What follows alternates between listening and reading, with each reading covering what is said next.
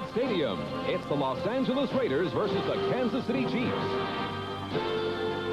Brought to you by Bud Light. Everything else is just a light. By the heartbeat of America, today's Chevrolet. And by NCI, communications for the next 100 years.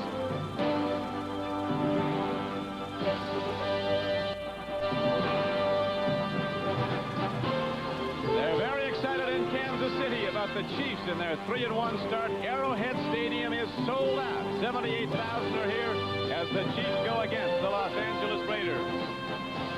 Good afternoon, everyone, on a beautiful day for football in KC. Don Criqui with Bob Trumpy. Kansas City off to a 3-1 start. The arch rivals in the AFC West, the Raiders, come in today as Deron Cherry, the all-pro safety for Kansas City, said it very simply: to do well in our division, you have to beat the Raiders. We have to win today.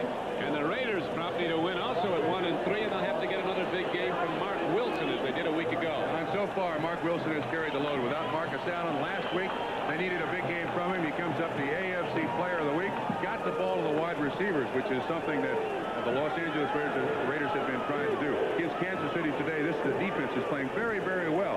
But it is get the ball to Christensen, get the ball to the outside receivers. I don't think the Raiders can run against Kansas City, Don. Wilson's play becomes all the more important again this week because Marcus Allen will not play again. A young back from the Naval Academy, Napoleon McCallum, will start in his stead. Kansas City up to a 3-1 start is getting its best play yet from quarterback Todd Blackledge, part of that famed quarterback class of '83. Blackledge is coming off maybe his best game a week ago at Buffalo. And Don, I think the point that's lost on Todd Blackledge, he's got the least amount of starts of all those quarterbacks that were drafted in 1983. He is improving dramatically. John Mackovic made the choice to go with Blackledge because in the 3 previous seasons with Bill Kenny, the Chiefs were 6-10, 8-8, 6-10. So Blackledge is the quarterback as long as he stays healthy. They've got some good people up front pass blocking for him, like Irv Eatman and Mark Addix, 2 standouts in the U.S. Football League, and a new acquisition at center. Rick Donnelly has been a standout. There are a lot of new people here for the Kansas City Chiefs on offense. How about the 4 linebackers? 20 years ago in the NFL, professional football players came from big schools. How about these 4 guys? One from Penn State, and the other 3 kids from we don't know where, but they're all excellent players, Don. They can all play. They've been very aggressive in attacking this year, have the Kansas City Chiefs. They are a much improved team, and they'll have to be today. Just before the start of the game, out on the field came perhaps the most famous Raider of all, Marcus Allen, but he's in street clothes, missing this game because of the ankle injury. So Napoleon McCallum will start. We're also told that Steve Strahan will probably start for Frank Hawkins, the other runner who has an injury. Nick Lowry ready to kick it off. Stephon Adams and Fulton Walker are back for the Raiders. A year ago when they met here at KC, Kansas City took charge early, went on to win the game 36-20. Raiders won the second meeting at the Coliseum. Here is Stephon Adams at his 10. He's out with that free ball, and the Chiefs think they have it, and so does the official. And so the first break of the game comes on the first play of the game, if it does go to Kansas City. Let's wait for the official ruling. They got to make some kind of ruling before they go to the replay. Well, they're going to stay with the Raiders. They're going to keep the ball. Bob Frederick's the referee, so we might have our replay boys going right to the spinner right away. Reel it back. Just appears that there's a helmet right on the ball. Let's give credit to Sherman Cockcroft, and that ball looks loose, Don. I don't think there's any doubt in anybody's mind. You can see the official out there. That's the umpire. He's talking to Jack Reeder, who is the replay official up here in the booth. And as long as there is some doubt, they'll hold it up. Watch 22, Cockcroft, head right on the ball. Well, I'll tell you what, that's going to stand. That ball was loose. Yeah, he actually lost it when he hit the ground. Yep. And the turf cannot cause a fumble, so as much as the fans boo, Raiders maintain possession. Official ruling is the ball was down by contact with the ground, and so it is Raider ball. They're the start, but they go now 1st and 10. Here's Mark Wilson. Napoleon McCallum and the Kansas City linebacker, led by Lewis Cooper, number 55, are there to make the knockdown for a loss of a couple of yards on the play back to the 25-yard line. Raiders start Mark Wilson at quarterback, coming off a 314-yard game a week ago in the win over San Diego. The running backs to start are Steve Strahan, a 215-pound back, good blocker from Boston College. And in the backfield with him, Napoleon McCallum. Wide receivers coming out to the near side is the rookie sprinter from Arizona, Rod Barksdale. Wide out to the far side, coming off a career day a week ago, is Dokie Williams. McCallum takes on a linebacker, and he hits out to the 28-yard line. Chiefs don't give much. Big Art Still, number 67 at left defensive end, got him first. And so it's 3rd and long now. Art Still, Bill Maas, and Pete Koch across the front all were high #1 draft choices. Koch of Cincinnati, and they waived him. Linebackers, young. You see 2 rookies in there, very aggressive. And the secondary, a very strong one. Maybe the strong suit of the Kansas City defense is the very coordinated play, the in-sync play of the 4 pass defenders back. Now it's 3rd down and 8 for the Raiders. Wilson doesn't like to, but he's got to run. 3rd and 8. They got 1, and they've got to punt the ball. 3 and out for the Raider offense. Don, the Kansas City Chiefs came with a dime in the first 3rd down situation. Had 6 defensive backs, a 4-man rush, and 1 linebacker. I don't think after what they saw the Raiders do to San Diego last week, Kansas City is going to turn the Raider receivers loose much on man-to-man coverage. I think they're going to be in a lot of zone, put as many defensive backs as they can in the ball game, and say, if you're going to beat us, you're going to beat us running it or throwing it to Christensen. Right now they're going to punt it. Ray Guy is in the game, and back deep now for Kansas City is Jeff Smith, runner from Nebraska. Fumble. Guy's not going to get it off as he's knocked down back at the 11-yard line. The field is free of penalty flags. There are none down, and so they didn't get the fumble on the opening kickoff. The Raiders now give it up back at their 11. Don, this was not a particularly bad snap. Harken back to the job that Ray Guy did in the last time that the Raiders were in the Super Bowl. When the Raiders win the Super Bowl, he had the best play of the day in catching a bad snap. That was certainly good enough snap for Ray Guy, as good an athlete as he is, to make the punt. Concentration a little off so far for the Raiders to begin the game. Looked like he took his eye off the ball, and now Kansas City's first offensive possession starts at the 11-yard line of the Raiders, the 12-yard line. Blackledge at quarterback. Boyce Green takes it down for maybe a yard as Howie Long led the charge defensively for the Raiders. That'll bring up 2nd down and about 9. 9 for the first down, 2nd down and 11 for a touchdown. Blackledge, the starting QB. Boyce Green is in as a runner in place of injured Herman Hurd.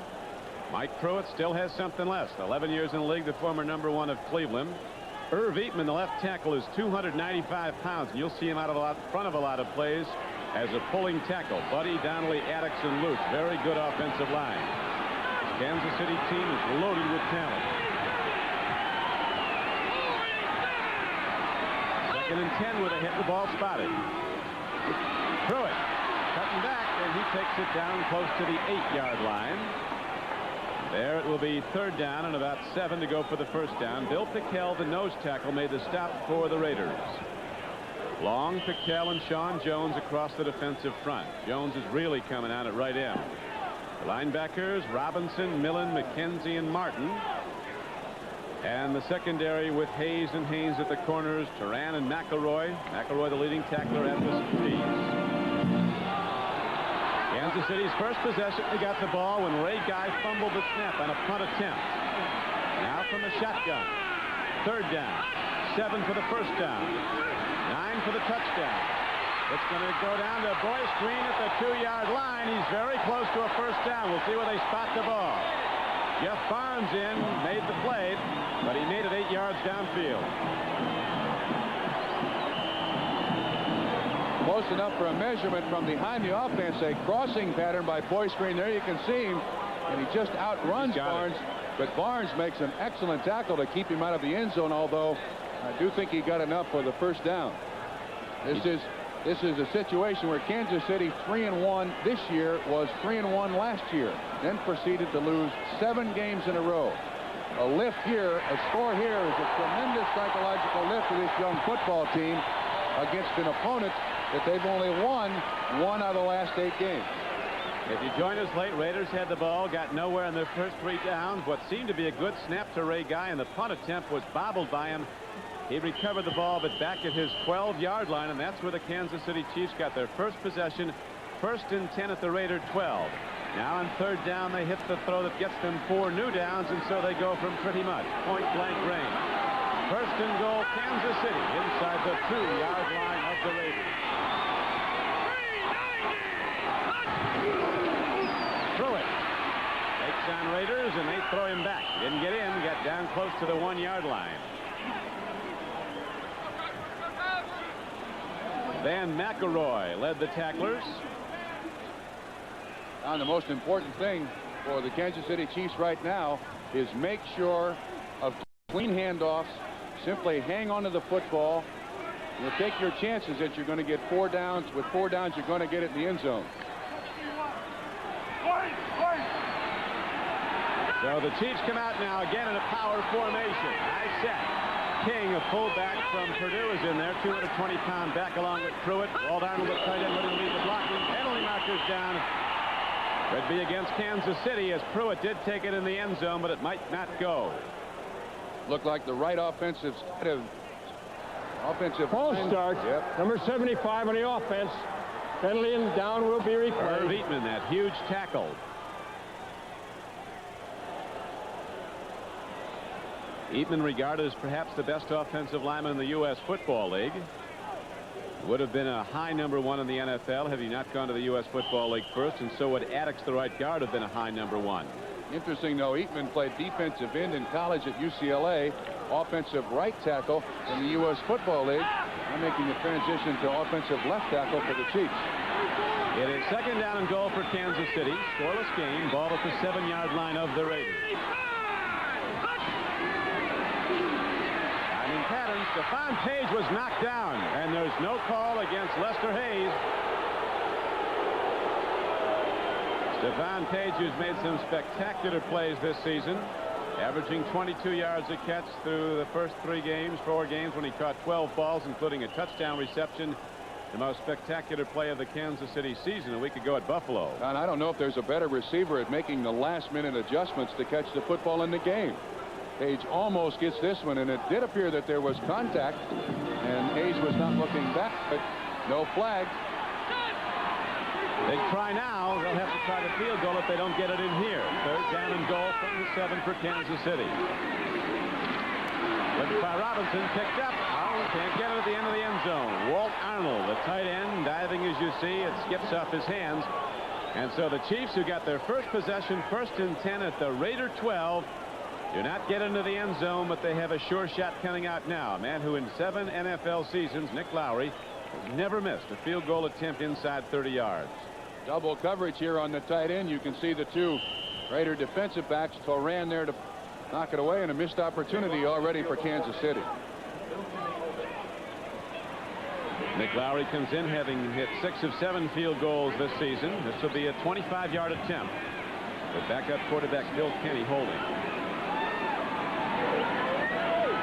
No score yet.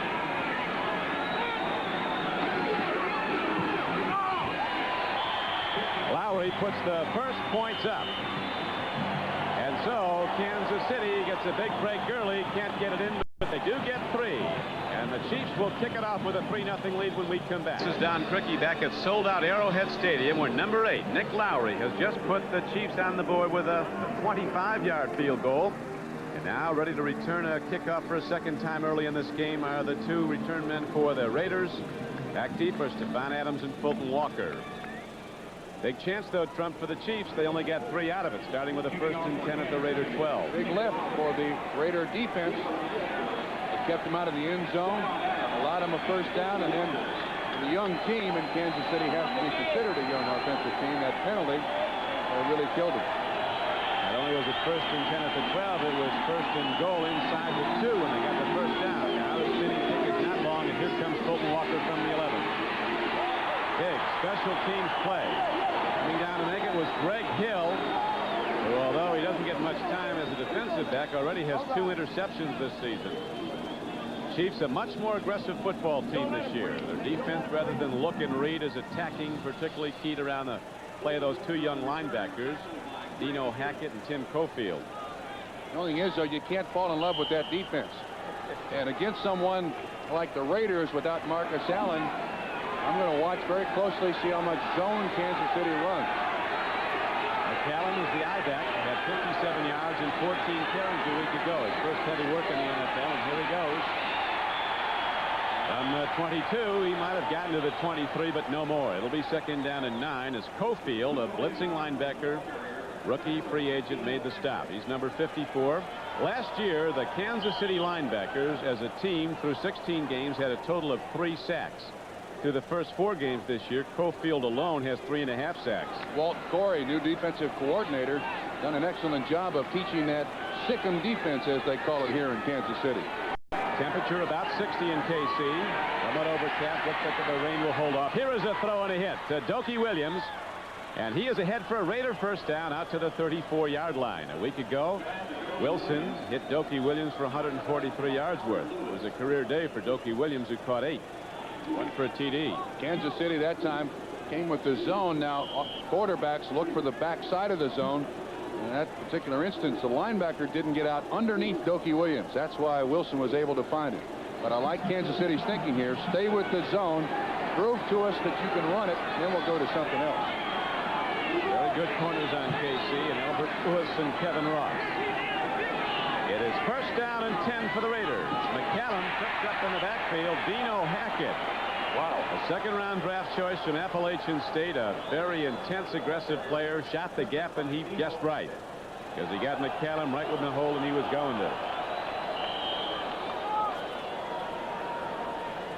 Gain of just a yard. So it's second down and 9 for the Raiders. Raiders might have a 1-3 record, but the 3 teams they've lost to through the first 4 weeks of play, Denver, Washington, and the Giants, have a combined record of 11-1. Theirs has not been an easy road early in this season. Free ball up for grabs. He's got it. Hackett. Ball will be down at the 34-yard line.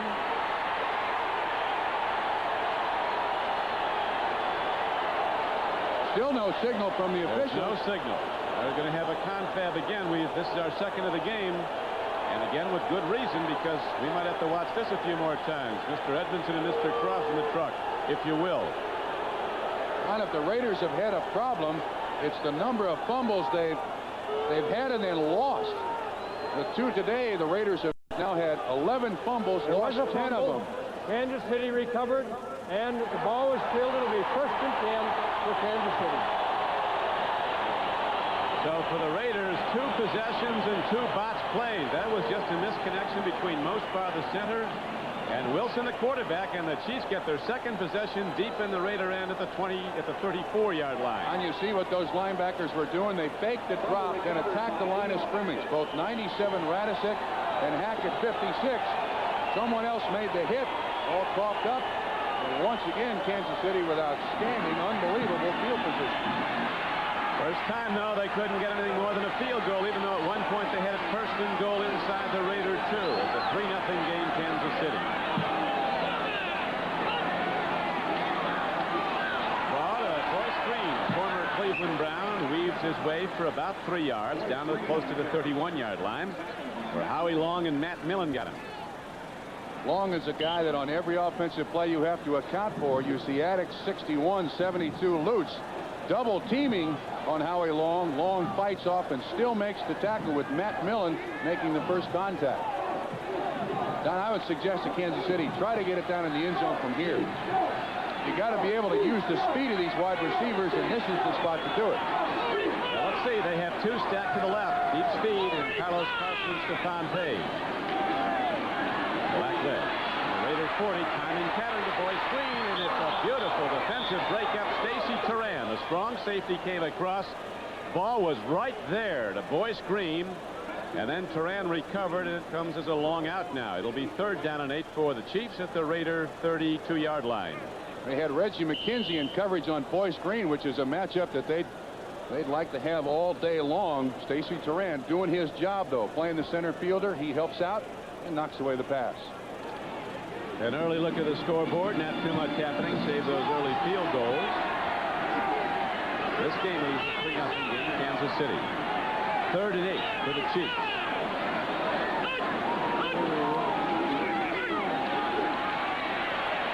Throwing a catch. It's over the middle they go, and coming down with the ball is Jeff Smith, a quick, elusive back from Nebraska. Out of the backfield and ahead for a Kansas City first down to the 18-yard line. John, this is an interesting matchup now. What the Chiefs are getting is linebacker coverage on their running backs. You see Barnes, 56, covering Jeff Smith with man-to-man coverage outside. You're going to have those linebackers covering running backs all day. Look at the attention that they paid to Howie Long. 2 guys on him, 3 guys on him. Howie Long plays gentleman. He did. He had 3 people blocking him. Relevant tribute to the abilities of Howie Long, but it's a first down Chiefs. Here's Boyce Green. Pruitt blocked. He took a line back and put him on the turf, and Boyce Green goes in. What a block. 6 points for Green and the Chiefs, but some of those points would go to Mike Pruitt. He threw the block that opened the channel. What a block by the big fullback from Purdue. Boyce Green making his first start of the season here for the Kansas City Chiefs. Formerly of the Cleveland Browns, did not have a carry from the line of scrimmage last year for Cleveland. Comes to Kansas City, and Herman Hurd gets hurt with a bruised thigh. Boyce Green is a quality running back, and you nailed it. Mike Pruitt had the springing block. Tremendous block by Pruitt, and it was in untouched for Boyce Green, and now the Chiefs looking for a 10th point. 5:56 to play in the first quarter.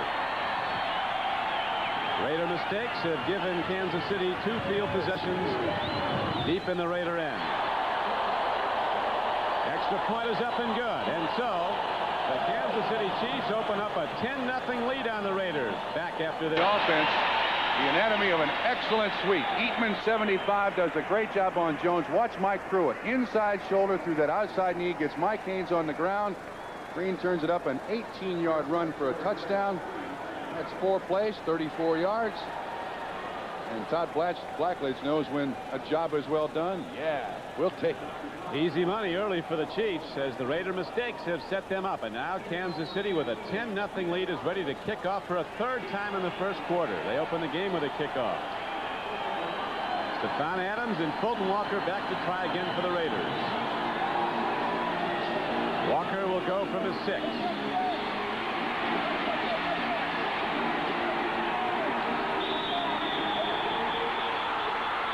Another ball on the field. They're ruling the play is down. It's the Raiders' ball. But Don, many times we've talked in the initial stages of a football game that the special teams establish a motion. Chiefs have charged up. I mean, really fired up for the Raiders today. You can see the contact. Cocroft in there. Cofield in there. He's up. His progress is stopped, and therefore you can see number 83, the side judge, waving his hands. End of play. The Raiders are really struggling here. Coach Flores puzzled by it all as the Raiders now try again. They go to the run. This is Strahan trying to go to the outside, and Hackett gets him at the 21-yard line. He didn't get a thing.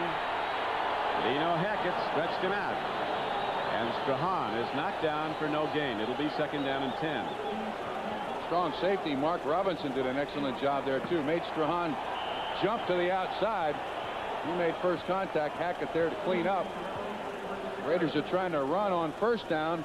That's when the Chiefs are attacking the line of scrimmage. Now 2nd down and long. I would expect zone coverage once again. Raiders start is reminiscent of a year ago when the Chiefs got them up 8 points early and on to beat the Raiders 36-20, and now a throw and a completion to McCallum. And Napoleon McCallum, who set an NCAA record for all-purpose yardage at the Naval Academy, gets it out to the 35-yard line. It's a Raider first down. At McCallum's first catch as a Raider, suffering from a slightly pulled hamstring and probably has to go through more to be here on a Sunday afternoon than any man in the history of the game. We have his schedule daily. We'll put up for you later, but Ensign McCallum puts a lot of hours in with the Navy and the NFL. What's the name of that ship? Now you know that ship well. The Peleliu. The Peleliu. 3,000 men aboard that Peleliu. Actually one less today. Here now is Strahan on a first down carry. He gets to about the 38-yard line of Los Angeles. Radosek, a big, tough inside linebacker from Penn State, made the strike for Kansas City as the game clock's down to 4:07 and running in the first quarter. And the Chiefs are out in front 10-0. On this Chief defense under Walt Corey, doing a lot of change in here. In 2 successive downs, it doesn't appear they've done the same thing. They attack the line of scrimmage. They're back in zone. They got 6 defensive backs. They go man-to-man. They're not giving Mark Wilson a steady look at any snap. Dropping to throw now on 2nd and 6 is Wilson. He's not going to get anywhere. Sacked at the 34-yard line. Pete Koch got him. And Moss was also on the play. Koch, number 74, was a high first-round draft choice of the Cincinnati Bengals. They didn't think he could play, didn't want to play the big contract. They waived him, and Kansas City got him, and he stood out this season. 74 of the Chiefs on 79 of the Raiders. That's Davis. Koch just beats him inside. Now the Chiefs come with their 6 defensive backs, Don. They're doing an excellent job of changing up here. Watch Mark Wilson look around, trying to identify who, in fact, is in the game. Raiders deploy great speed to either flank, and Barksdale and Williams, and they're going deep. As Williams, there's a throw to McCallum, and his ball is stripped from him. Mark Robinson, the strong safety, came up and freed the ball, and so the Raiders don't get there again, and Kansas City will get the ball for a 3rd time in the first quarter, leading 10-0. We'll see here what Wilson has to look at. Count the defensive backs. 3 deep, 2 on the outside, 1 on this side, zone all over the field. Now what that does for the receivers, they know they're going to pay a price when they catch the ball. Makes them think about it a little bit. And you see Robinson coming up there, just you read the quarterback's eyes, doing a great job here so far. Raiders still haven't had a first down. And the Chiefs, with their 2 early possessions deep in the Raider end, have opened up a 10-0 lead. Remember the last time Ray Guy went to punt? Imminent disaster when he fumbled the snap. Almost blocked. Ray Guy had to make some quick move to get that away. And coming up is Jeff Smith with an acrobatic signal fair catch at the 33-yard line. Albert Lewis almost blocked that punt. Watch this. Guy sees he's got to really hurry and just gets it up over Albert Lewis. It's 10-0. The Chiefs up on the Raiders in a shocking opening in the first quarter. Don Criqui with Bob Trumpy. Trump, the Raiders came in with a very carefully crafted offensive game plan. What does this early development do to it? Hurts a lot. Now they're going to have to start throwing the ball to McCallum, to the running backs, because I do believe Kansas City is going to be coming with a lot of 6 defensive back sets. And they've been clearly on the side of the Kansas City Chiefs. Blackledge looking deep on first down. There's a penalty marker on Stacy Turan. He bumped the tight end Walt Arnold at the 49-yard line of the Raiders. So a defensive penalty on the Raiders gives the Chiefs a first down on the Raiders side. Here's Frederick. Defensive pass interference, number 30. First down. When we have a moment, we'll take a look at how the scoreboard reads. New England out to an early 10-0 lead on Miami. Dolphins giving up points at over a 35 per game average. Cleveland leading Pittsburgh. Browns have never won, have they, at Three Rivers Stadium? Never. They're 0 for Three Rivers. 0 for the 70s and now into the 80s. Green Bay needing a win very badly up on Cincinnati. Right now, with the Chiefs up on the Raiders 10-0, it's a first down for Kansas City.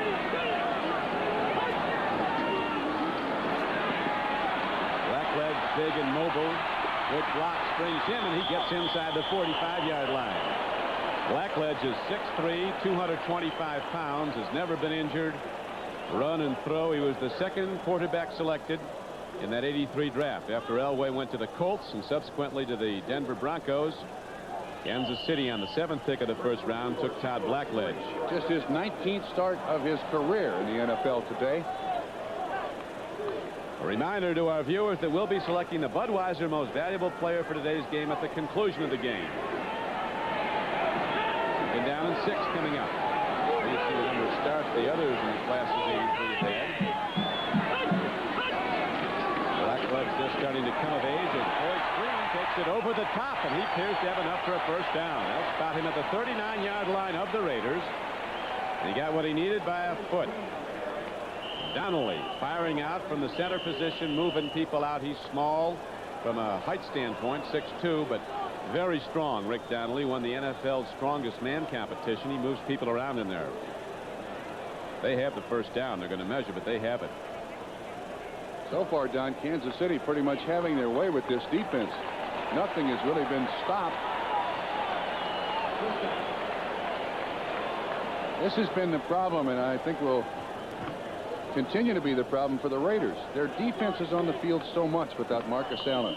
They don't seem to be able to come up with a long, sustained drive. They did last week against San Diego in the latter stages of the football game to win, but that guy is 80% of their rushing and has, over the last 5 years, been 46% of their offense. For a second week, because of the injured ankle, he can only look on. Now the Chiefs rising again with a 10-0 first quarter lead.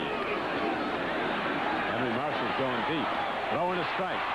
Down with the ball is the former Green Bay Packer All-Pro, Paul Kaufman at tight end. Picked up as a waiver player. He's got it down to the 31-yard line on first down. It'll bring up second down at about 1-2. Reggie McKenzie, an inside linebacker, knocked down Kaufman. One of the big matchups we have today is Irv Eatman, the offensive left tackle of the Chiefs, versus Sean Jones, who has emerged as a real quality player. That's a new change in the NFL. You see Eatman putting his arms out straight. Well, that's a lot of beef right there. Their penalty markers down all over now on a second down and 2 play. If Eatman can hold Sean Jones out, he is good. Because Sean Jones is coming from like midnight flyer. 61 on the offense. Down will be replayed. That's Mark Addix, offensive right guard. Continue on Eatman. He has an inside stance. That is, he plays left tackle and his right hand is down. His right foot is back. He was an offensive right tackle in the U.S. Football League. Carl Mock, the offensive line coach, said, all I want him to do is get out there and play now. And this offseason, we will teach him how to play offensive left tackle. Number 75, Irv Eatman. Let's see what Blackledge goes to now on a second down and 8. Boyce Green and Mike Pruitt are in his backfield. Pruitt. He's got it. He hits inside the 30. They're going to mark him down at just inside the 29-yard line. It appears he does have a first down. 228 pounds, and he can accelerate. Right behind Addix and Lutz, the offensive right side of the Chiefs. You get a good push here. You're going to fold Piquel. That's an excellent job. And you see Donnelly almost single-handedly taking care of Howie Long.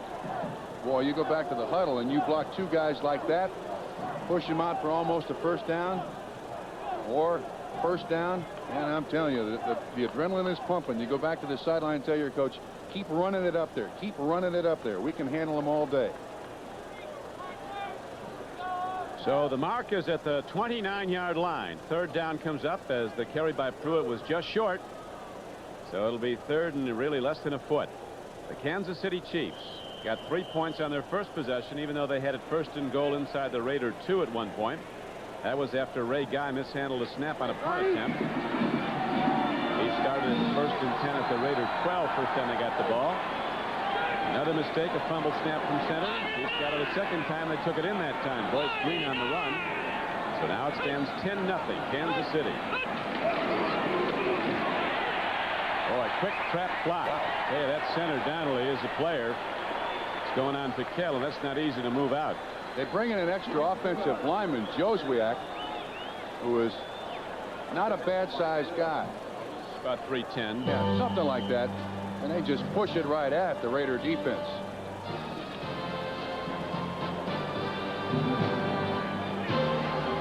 Seconds to go, and the first quarter is out. A roaring success for Kansas City as after the first 15 minutes they hold a 10-0 lead. We'll be back to Arrowhead after this. Since they've had something to stand and cheer about at Arrowhead. First time since '79 the stadium has been sold out in time for local television. The Raiders packed the building all over the league, and right now the Raiders are in trouble, down 10-0 as we're ready to start the second quarter. Don Criqui with Bob Trumpy, Kansas City with the ball at the Raider 26-yard line. Blackledge has not thrown an interception in 65 pass attempts this season. Last 65.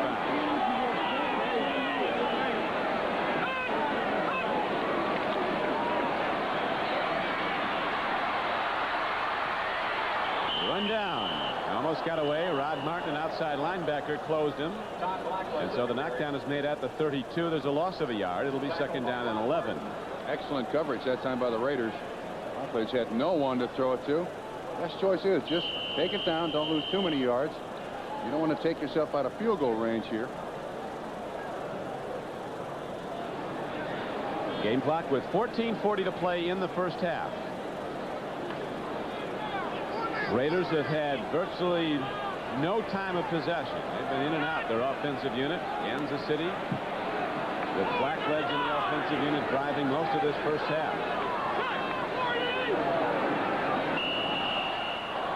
Something in the Raider defense that Blackledge didn't like, so he calls timeout for some counsel, and there's a timeout on the field, and we'll be back to Kansas City with the score. The Chiefs 10 and the Raiders nothing. Be sure to join us Saturday evening, October 18th, for the opening of the World Series as NBC Sports proudly presents the 83rd World Series.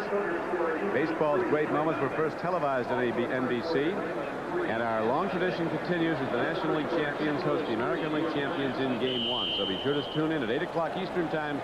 Major League Baseball, an inside look, followed by the excitement and special magic of Game 1. The World Series is home on NBC. As right now on NBC, the Kansas City Chiefs, with a 10-0 lead over the stunned Raiders, are driving again. Second down and 12 now for KC at the Raiders' 28-yard line.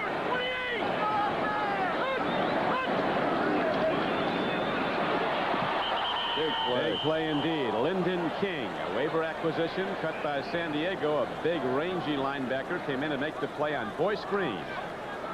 Now it's third and very long. Third and about 16. Blitzed by the Raiders at the right time. King coming from the outside. He's just like a pass rusher. Gets Boyce Green down.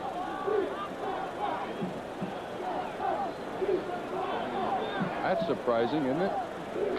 10-0 Kansas City, but relatively close in time. From the 7 minutes the Raiders have had it, they haven't had much happen positively. Right now, from the shotgun, Blackledge gets set with two spread out receivers to the left side. Loading that side up. He's going deep. And a great breakup on the play by Sam Seal, but there's a penalty marker down. Emil Henry, who was just added to the roster, was in line to catch the ball, adjusting to it in flight, and then Sam Seal came from off the play and bumped him. Defensive pass interference, number 45. First down and goal. He called 45, but it's on 43. Henry does a great job here of slowing up. What he does is he gets himself right in front of Sam Seal. And Emil Henry, when he slows up, that's when the contact is made. Good call. Point-blank range again for Kansas City. He was going for the ball, too, though, wasn't he? Oh, yeah, sure he was going for the ball. Who? Sam Seal. Sam Seal. That doesn't make a difference. If there's contact when that ball is in the air, that's not coincidental contact if you keep the other guy from catching it. Well, the Chiefs looking to put a knockout punch out early on the Raiders now. Go first and goal. Fumble. Yes, it is. Let's see who's got it. Chiefs still have the ball.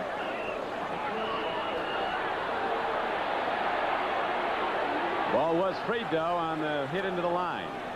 Mike Pruitt ran the ball down to the 1. Don, sometimes coaches outsmart themselves. Last goal line, they did an excellent job of running to the right. This time they try to go to the left. That's Eatman on Sean Jones. The lead block in there by Bruce King. Ball loose. Kansas City's able. Mike Pruitt picks up his own fumble. And so the ball is positioned inside the 1-yard line of the Raiders.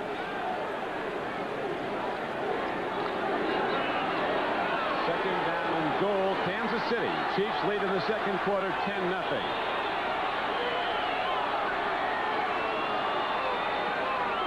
Back is Jeff Smith. They play fake. Throw and a catch and a touchdown. Kaufman. Paul Kaufman from nearby Kansas State, the former Green Bay Packer, makes the reception for his second touchdown as a Kansas City Chief. And all of a sudden, the route is on with 12:27 to play in the first half. It's the Chiefs 16 and the Raiders nothing. Mike Haynes is still down on the field.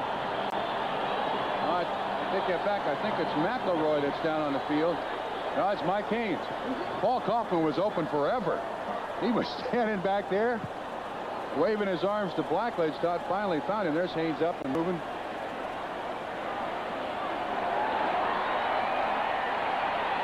Kaufman is also limping on the Kansas City Chiefs bench. Bodies all over the field. Points on the board only for the Chiefs.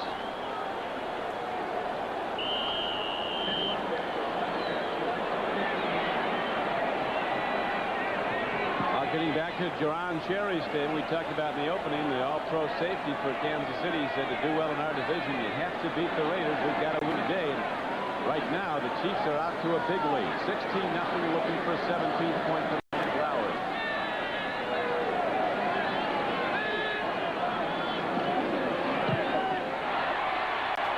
And so with 12:27 to go in the first half, it is now 17-0 Kansas City. The Chiefs kick it off when we come back to Arrowhead. From behind the defense, you'll see the injury to Haynes on the right. He got chopped by Herb Eatman. Now watch Kaufman when he catches The ball, he comes down on Stacy Turan's foot. His left foot turns. Sprained ankle, 6 points. Chiefs making a rout of it. One of Kansas City's best players, receiver Carlos Carson, won't play again today. He's out with a sprained knee and ankle, suffered early in the first quarter. Now with a 17-0 count, Kansas City on the board. The Chiefs are ready to kick it off again. The people who bought this stadium out earlier are happy to be here today as Kansas City gets a long kick down to the 1-yard line. Here comes Fulton Walker for the Raiders.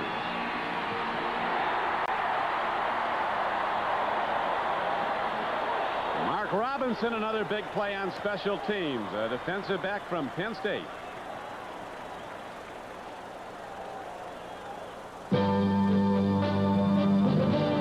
Game is brought to you by BMW, the ultimate driving machine. To arrange a thorough test drive, phone your nearest BMW dealer. By McDonald's, it's a good time for the great taste. And by New York Life, to help you get the most out of life. Stephon Adams knocked down on a big special teams play by Mark Robinson of the Chiefs, and now the Raiders go to the pass. As they have not thrown the ball much here. That is just the 5th pass of this game by Mark Wilson. He's completed 4. That one good for a gain out to the 26-yard line. Chicago finally gets a touchdown in the second quarter and goes up on the Vikings. The Cardinals still leading the Giants. Second and short for Mark Wilson. The Raiders looking to get their first drive of the day going. McCallum runs right into a linebacker. And also into Pete Kotz, the defensive right end. Napoleon McCallum, the ball carrier, tackled by Pete Kotz.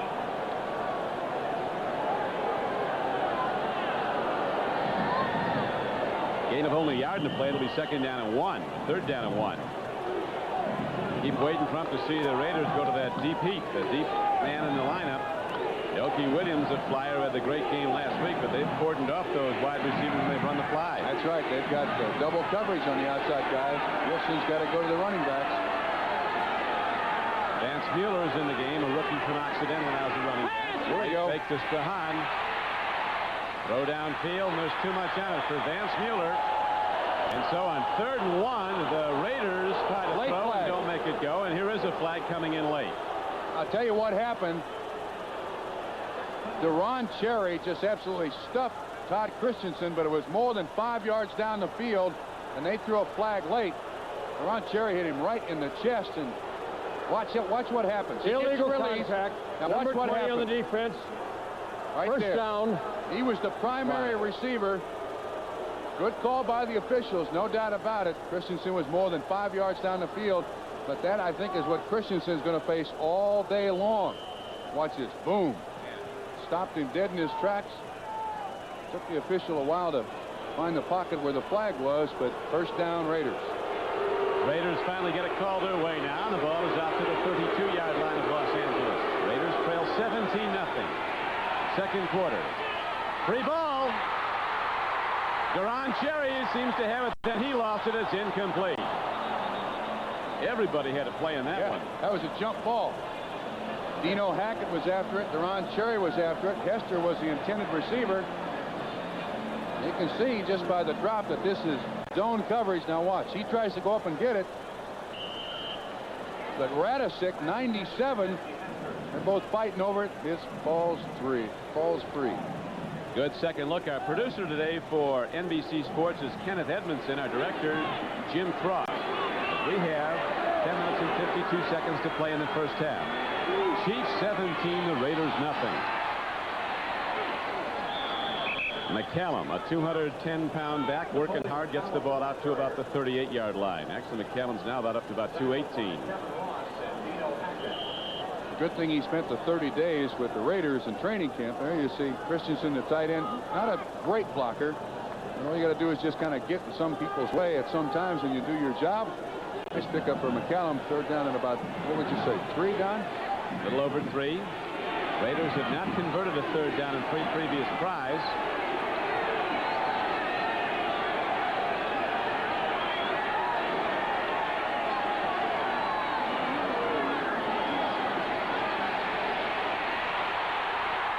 Christensen was running a deep pattern, but Wilson never had time to unload as Eric Holley, number 93, into pass rush, was in. A second sack now. Christensen, or Mark Wilson, as the ball's going to be spotted down at the 32-yard line.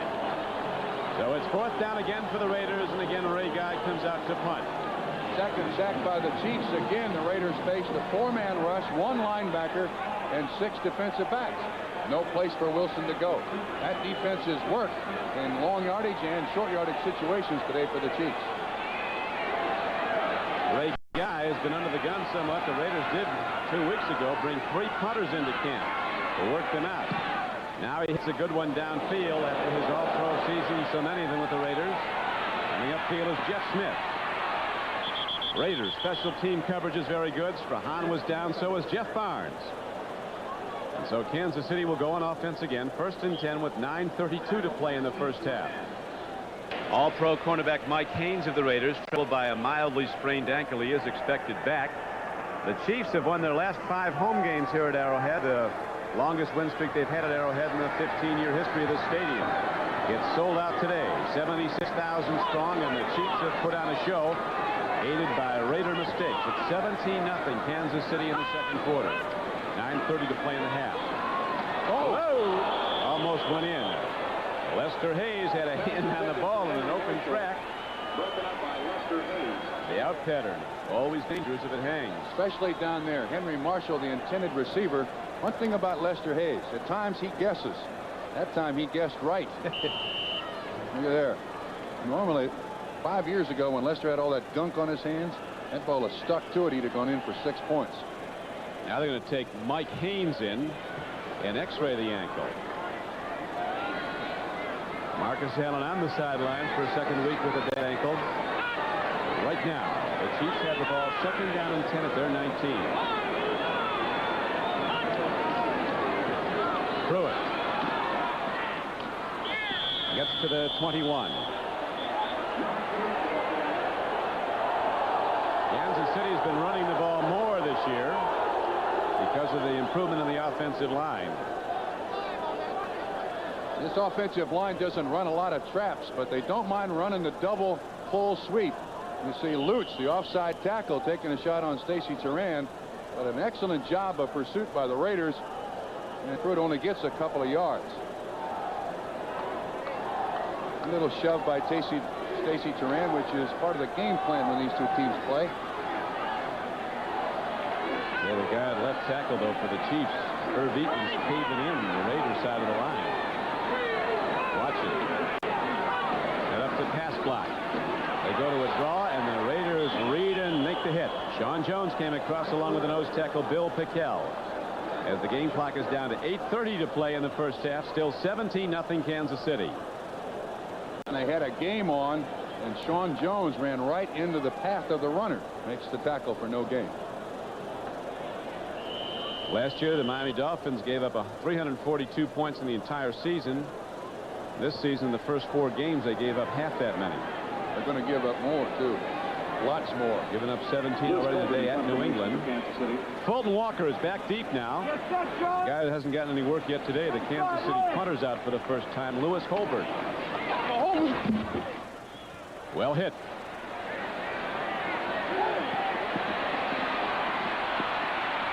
Fulton Walker is out to the Raider 44-yard line with 7:45 to play at half.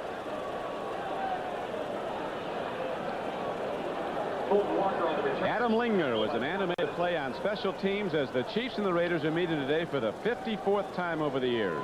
Raiders have dominated, but not today. The Chief fans in celebration today as the Chiefs have opened up a 17-0 lead on the Raiders. Don Criqui with Bob Trumpy as Mark Wilson is going to have to get something going. He might start throwing right now. Open man, Dokie Williams drops the ball at the 35-yard line. Williams slipped into that proverbial soft area of the zone. He was free. Usually on the perimeter of a soft area of a zone is a hard person, and in that particular instance, it was Tim Cofield. A real hard person. Once again, Chiefs using zone coverage. Wilson got plenty of time to look around. Dokie Williams just couldn't make the catch. Last week, he was 90% of the Raiders' offense.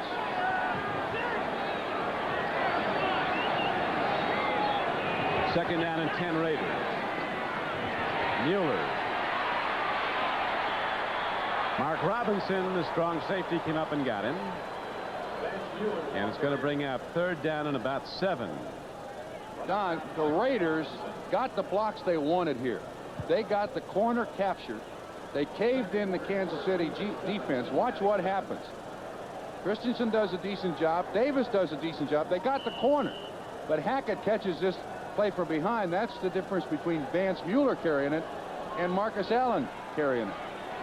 Mark Robinson on the tackle. Robinson starting for injured Lloyd Burris, one of the best strong safeties in the conference. Wilson lets it go long. Intercepted. Down with the ball is Greg Hill, his third interception this season. So the Raiders misfire again. Wilson trying to go deep to Vance Mueller. Art Still put the pressure on Mark Wilson, and Greg Hill came down with the ball for Kansas City. And once again, I like Kansas City, the fact that Kansas City has not fallen in love with trying to sack the quarterback. They had pressure on him. The sack didn't mean anything, but they had zone coverage. Greg Hill just standing back there waiting to make the interception. Wilson says, no. For Wilson so far this season now, that's his 6th interception thrown through 4 games. Mark Wilson has had 2 300-plus games and 3 started so far this season for the Raiders. Today the whole Raider offense has been misfiring as Blackledge, big and rangy, has to move quickly, and he can't outrun Howard Long. McKell was there also. And so the Chiefs will go from long yardage on second down at back of their 30-yard line. Raiders sack, first of the day. First time the Raiders came with a 4-man rush, too. They had Greg Townsend there at the outset.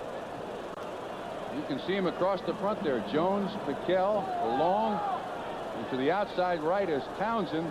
Blackledge has got no place to go but down. It's a good thing he elected that down move because those 2 Raiders are ready to pinch him. Quarterback sandwich. See Blackledge's numbers for the day. Not a lot of yards. Hasn't needed them though. The drives have started in close on 2 occasions. Second and 20 for Kansas City.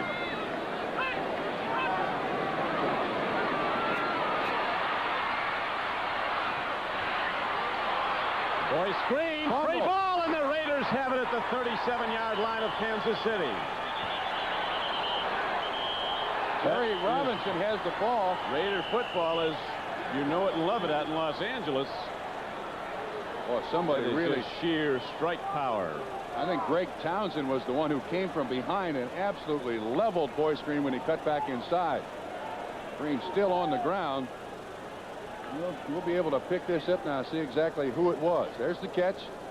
When he cuts back inside, the defensive backs do a great job of. Can you pick up that number? 93, Greg Townsend. Greg Townsend came back to get it. Right on the leg. Robinson with the recovery. First turnover by the Chiefs today. Now the Raiders have good field position. Something they've not enjoyed as the game clock is down to 6:43 to play in the first half. Townsend, a fourth-year defensive end, a pass rusher by specialty out of TCU, has great takeoff and quickness. And that time he used it to recover and come back, force the turnover. First of the day committed by Kansas City. Coming up at halftime, NFL 86 previews the upcoming baseball playoffs as Bob Costas talks to the Astros' Mike Scott, the Mets' Keith Hernandez, the Angels' Wally Joyner, and Boston's Wade Boggs, plus all the latest scores and news from around the league. So stay tuned with NFL 86 coming up at halftime. Not a comment on Mark Wilson. There's the boy screen up and on his feet. Looks like it's not really an injury. You notice that Wilson's right thumb is taped on his throwing hand. He's had a history of thumb problems. Even on his other hand, he's banged them on some helmets. The kid's played with an awful lot of injuries and an awful lot of pain over the last couple of 3 years for the Raiders, and I don't think he's really gotten much credit for it. He also has a partially separated shoulder that kept him out 1 week. Right now, though, the Raiders need badly to get it in the end zone. They're down 17-0. Doki Williams comes out wide right. Albert Lewis, an excellent one-on-one cover, plays way off. Wilson looks left. Now goes over the middle. Whoa. Another drop ball. This one at the 31-yard line. Rahan coming out of the backfield can't hold it. That was a lead edge. Bounced right off his shoulder pads. You can see that Wilson is looking to his outside receivers down the field. Kansas City continues excellent zone coverage, and the running backs are the only guys that are open for Wilson to go to. Raiders put the speed on the right flank this time. Looking to the right. Jesse Hester slotted to right. And 2nd and 10.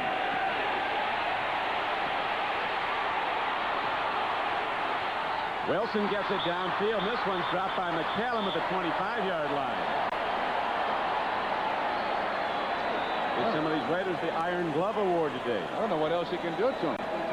Hit Strahan right in the chest and hit McCallum right in the chest. So the game clock's down to 6:30 to play in the first half, and it remains 17-0. The Chiefs in the lead. Now the Chiefs come in with their extra defensive backs. Here's Todd Christensen. He tries to run with the quarterback the way he's going and turn upfield. There's the ball right off of McCallum. Can't blame those on Mark Wilson. Dr. Strange Glove Award today. The Raiders can't hold it. 3rd and 10. Christensen takes on people. Is he far enough ahead for the first down and 3rd and 10? It looks like he might be just short with their spotting the ball. But they'll go for it. Down 17-0 with 6:15 to play in the half. Deron Cherry on the tackle. First time the Chiefs came with a blitz. That meant single coverage. And Christensen beat Deron Cherry across the field. So they can quit that, go back to the zone. 4th down a little bit. Raiders going for it, Don. For sure. Over the years, no team has come from behind like the Raiders, and there's no mystery to how they do it. They just play as hard as they can every down, and something happens. No matter how far they're down. 4th down on the yard for the Raiders. McCallum, 1st down and more as he takes it down to the 23-yard line. Needed 1, and he got 5. Dino Hackett knocked him down. McCallum is listed at 6'2", 215. I think that's a lie. He's more like 225. Has a big loping stride. And the offensive line that time did an excellent job of blowing out the Kansas City defense. Deron Cherry on the field. Slow getting up. The officials have stopped the clock, so that means that Cherry is going to have to leave the field for one play. Sherman Cocroft comes in. Will have to come in and replace him. Raiders were talking about how Kansas City always has a special day plan whenever they come in. Today it is Alumni Day. Some of the Chiefs' great players are back. Fred Arbanis, Bobby Bell, Buck Buchanan, Ed Buddy, Lenny Dawson, Willie Lanier, Jim Lynch, Jerry Mays, Otis Taylor. There's always a reason to make the crowd a little bit happier when the Raiders come to town. Anything you can use. And today at halftime, Willie Lanier will get his Hall of Fame ring. What you're saying is opponents always make it homecoming when the Raiders show up. These two teams have put on some great football games in the last 20 years of the NFL and the AFL. 54th meeting over the years. 1st and 10, and McCallum shows his stuff and takes it down to the 12-yard line. He gets 12 yards and a first down for the Raiders. Now the offensive front of the Los Angeles Raiders starts to take hold as tackles Davis and Lawrence, the guards Hannon, Marvin in the center, Mosbar move them out. They do an excellent job too. Run a little tackle trap. There you see Charlie Hanna, the guard, coming on one side. McCallum is a good north-south runner. That is goal line to goal line. Talked about his big stride. He just strode right over a Kansas City lineman. Raiders challenging for the first time in the game. They trail 17-0 in the second quarter. End zone, Williams, touchdown Raiders. Yoki Williams is in on the payoff end of a perfectly timed throw by Mark Wilson. And so the Raiders, after their awful start, come alive now and trail in the game 17-6. They refer to this as a fade pattern. The receiver initiates the contact and then bounces off the defensive back, and that is a perfectly thrown ball. I don't know, its second foot wasn't down in bounds. If we rerun that, you're going to see that the second foot was not in bounds. Now what the replay official will look at. Let's see this now. This gets you going, doesn't it? Yeah, what the replay official will look at is in his determination, his touchdown is going to count. Let's go back to the replay. Oh, my Let's goodness. see if there's any contact. Oh, he was touched. I think the touchdown will stand, but that is a very, very close call. This could go either way. And there's a guy sitting down here with sunglasses and a black leather jacket that if they take that touchdown away, he's going to be on the field. Not him. I'm talking about Al Davis. He will be on the field. Let's watch once again. Without the After contact. review by the instant replay, the play stands as a touchdown. What the replay official is saying is that the contact by Lewis pushed Doki Williams out of bounds, so the touchdown stands.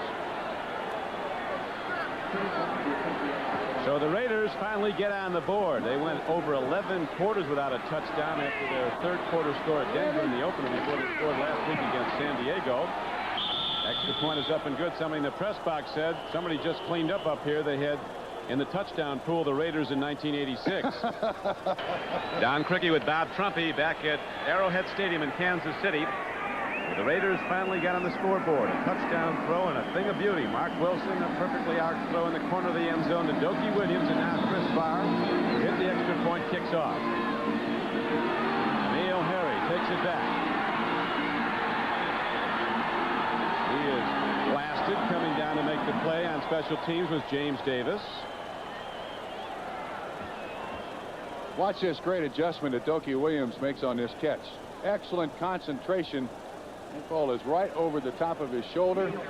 He makes it look easy. Wow. His second touchdown catch of the season.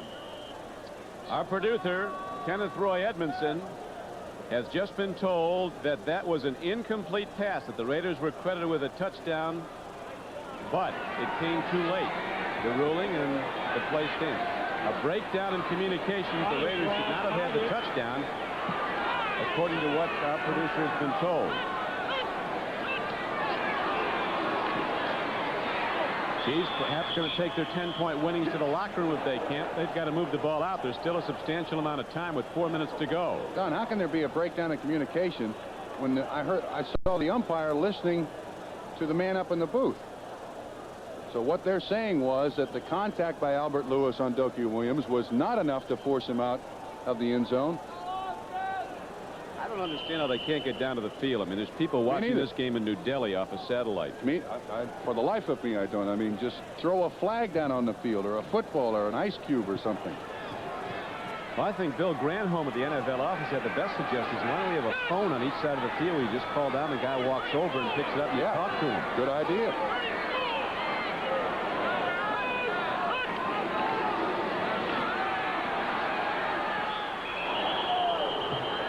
Second down and 8 now. The carry doesn't get much. It'll bring up third and about 7. As the game clock is down to 3:05 to play in the first half. It's 17-7 Kansas City.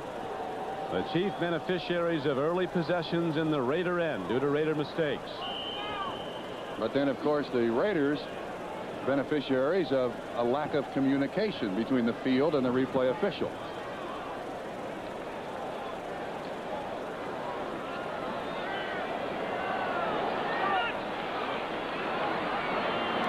Blackledge in the shotgun on third down and a long 6. One of his ace receivers, Carson, is out with a sprained ankle and a sprained knee. Throw and a catch. Nicely done. And Jeff Smith, the running back from Nebraska, is ahead to the 27-yard line for a Kansas City first down. There's that linebacker coverage on the running backs that Kansas City has utilized very well so far. That's Smith's second catch of the day. He's been a big receiver, very timely receiver for the Chiefs to convert third downs to first downs. We'll have all the scores and the highlights of Week 5 of NFL 86 coming up at halftime when we go to New York. Cincinnati now coming from behind on a James Brooks touchdown run to take a 13-7 lead on the Packers. 2:27 to go in the first half. First and 10, Kansas City.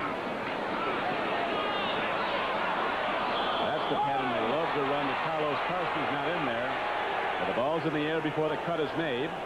That time they went to Stephon Page, who wasn't there just when the ball came in, so it goes as an incomplete pass, and it's second down and 10. Blackledge was looking in the direction of Stephon Page and saying, it's 12 yards. It's not 14 yards. It's a 12-yard out. Looked like with the bump and run coverage of Lester Hayes, Stephon Page did run it a little deep.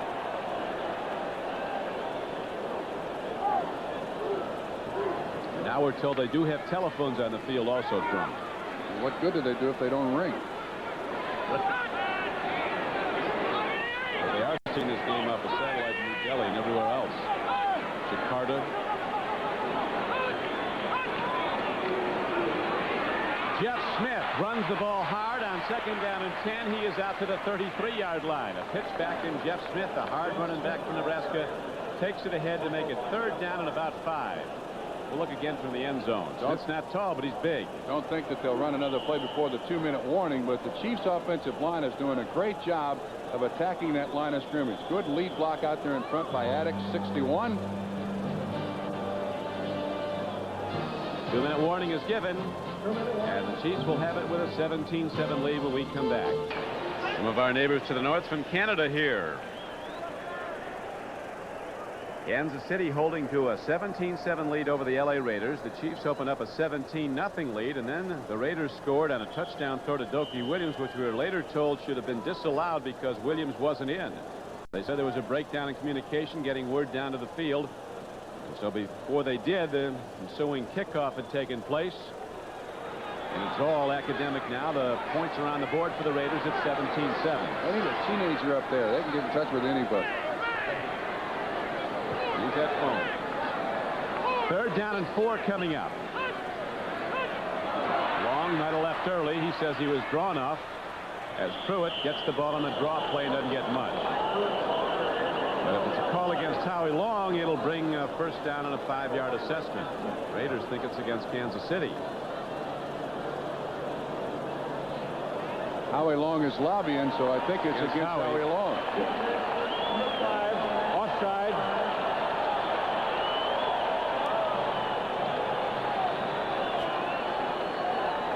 So far, very little has gone right for the Raiders today. Bad field position, turnovers. But their biggest play is lack of communication.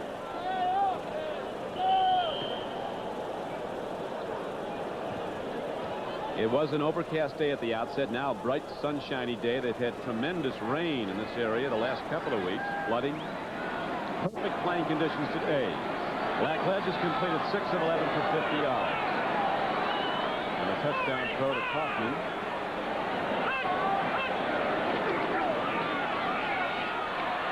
Long ball. What a gun. Stephon Page, and it's tipped away. Superior defensive play Lester Hayes, stride for stride, went up high and got a hand on the ball. Saw Lester in the hotel this morning. Said, "You look slimmed down." He said, "Down a ton. Down a ton." Played last year at about 215, down this year at about 205. That was a play. And that is absolutely spectacular. Lester a little slow getting up. Mike Haynes is back in the lineup, but Lester may have landed funny on his wrist. The player they were going to, Stephon Page, is averaging 22 yards a catch this season. Stephon Page had over 300 yards in receptions in one game against San Diego last year, an NFL record. He's from Fresno State, where he was overshadowed at the collision by his teammate Henry Eller.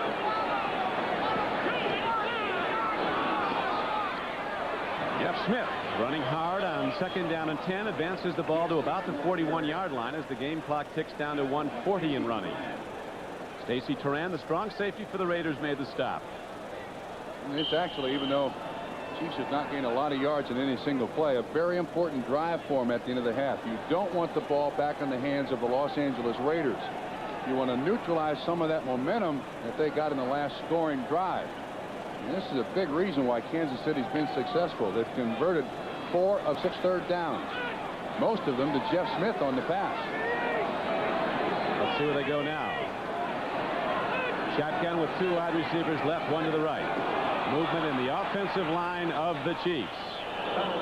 Looked like Addicks, the right guard, started to pass block before the snap. If so, it'll make it 3rd and 10. Starts. Number 61 on the offense. That's Addicks. Hey, they're in a tough position there, Don. They're up. Their hand's not down on the ground. They're trying to watch the ball and also watch the guy across from them that they have to pass protect. And at times you start leaning back to get just a little head start. And once you get 295 pounds lean in one direction, it's generally going to fall that way. Raiders under the gun coming into this game with a 1-3 record. 3 games behind the Denver Broncos in the AFC West. Howie Long said we usually look at the outside of the season as being able to lose 2 games on the road and 1 at home and still being able to win the division. We lost 2 at home and 1 on the road in the first 3 weeks.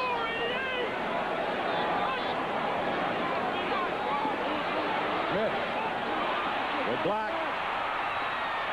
Jeff Smith taking on tacklers. Robinson got him, but it's going to be close to a first down. Now a fight starts up. Going after Blackledge. We've got Chiefs and Raiders going full tilt, just like they like it over the years.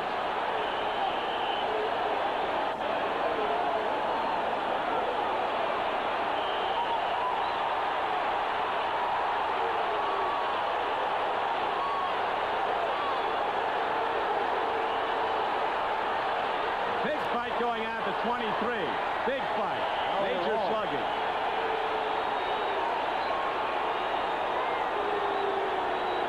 Couple of Raiders, Van McElroy and Piquel, started up with Todd Blackledge.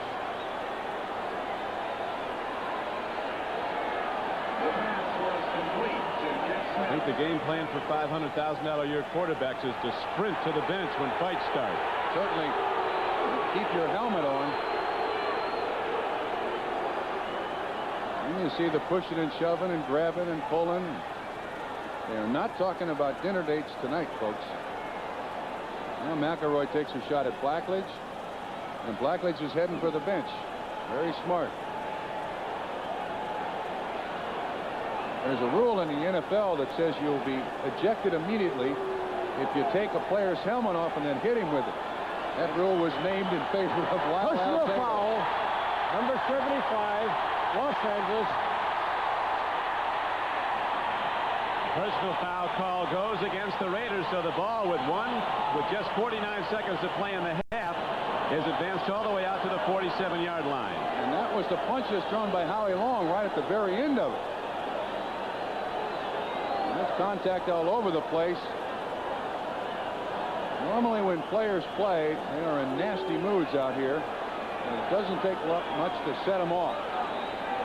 So far he looks very innocent. Then he sees Townsend. He sees Townsend going against Brad Buddy, and that really starts everything. Has Howie Long been thrown out? First down. We'll have to get a call on that because he's not in there. No, he's coming out.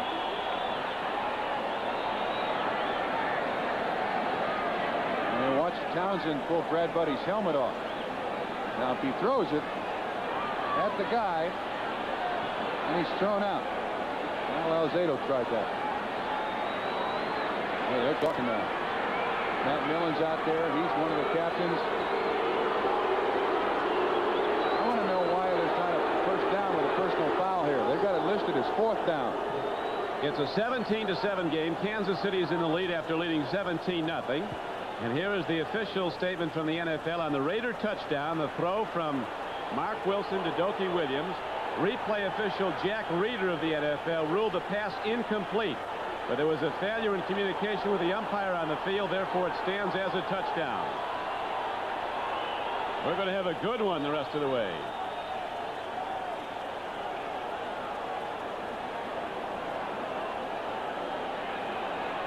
How about it's all right to pull it off, though, and take a couple of years with it, huh? You can pull the helmet off. That's legal. But if you throw it, that's illegal. Now they're going to get more yards. Now, what's this penalty for?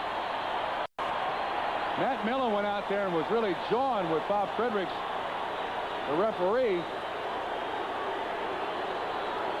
Let's hear an explanation here. They gained 30 yards on that play.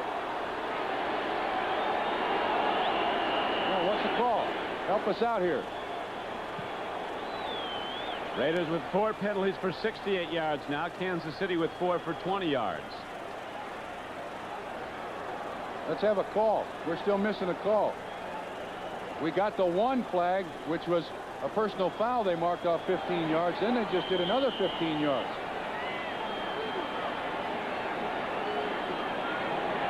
The umpires now listen. Oh, my goodness gracious. This is... They're going to go back in the huddle. Why the other 15 yards?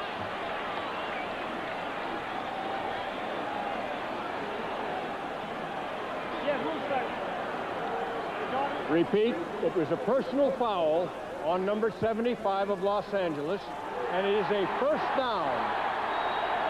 Yeah, but they got more than 15 yards, didn't they? Sure did. Looked to me like they got 2 personal foul penalties. Actually, I think Jeff Smith on that was knocked out of bounds at about the 47-yard line. So that would be 1 penalty? Okay. That was the play. The play went. From the line of scrimmage prior to the play, it is about 30 yards. 10-yard gain on the play and then a 15-yard penalty. Now Blackledge with less than 50 seconds to play goes to Jeff Smith again, and he takes it down inside the 30-yard line and down to the 29-yard line. More penalty knockers. That's on McElroy. That's either on McElroy or Barnes, and it continues.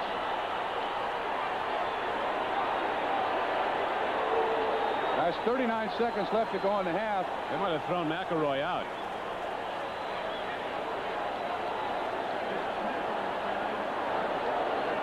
McElroy is really lobbying.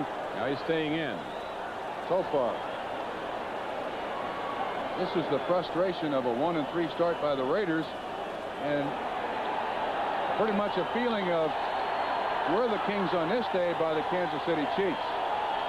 I think they've thrown McElroy out. Yeah, they have. He's out. And it looks like Irv Eatman is going to the bench, too.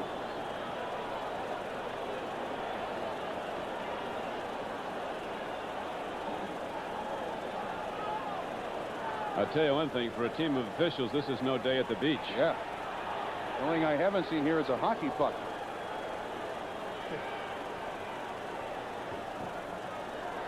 We went to the fights and a football game broke out, right? That's exactly right. Thank God for halftime. Looks to me like Eatman may be out.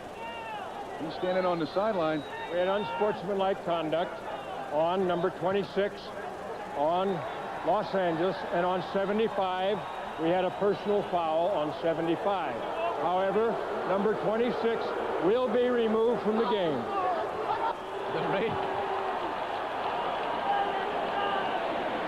There we see again just what happened. Looks like somebody punches McElroy in the back, but then McElroy really throws a punch to Jeff Smith on the ground. Never time. Thank God for halftime. Well, it's always a good one when the Raiders and Chiefs tee it up, and today we've gone an extra dimension now as we've had a major fight break out on the field. The Chiefs continue to lead the game 17-7, despite the fact that the Raider touchdown, according to the NFL official in the press box, should have been disallowed.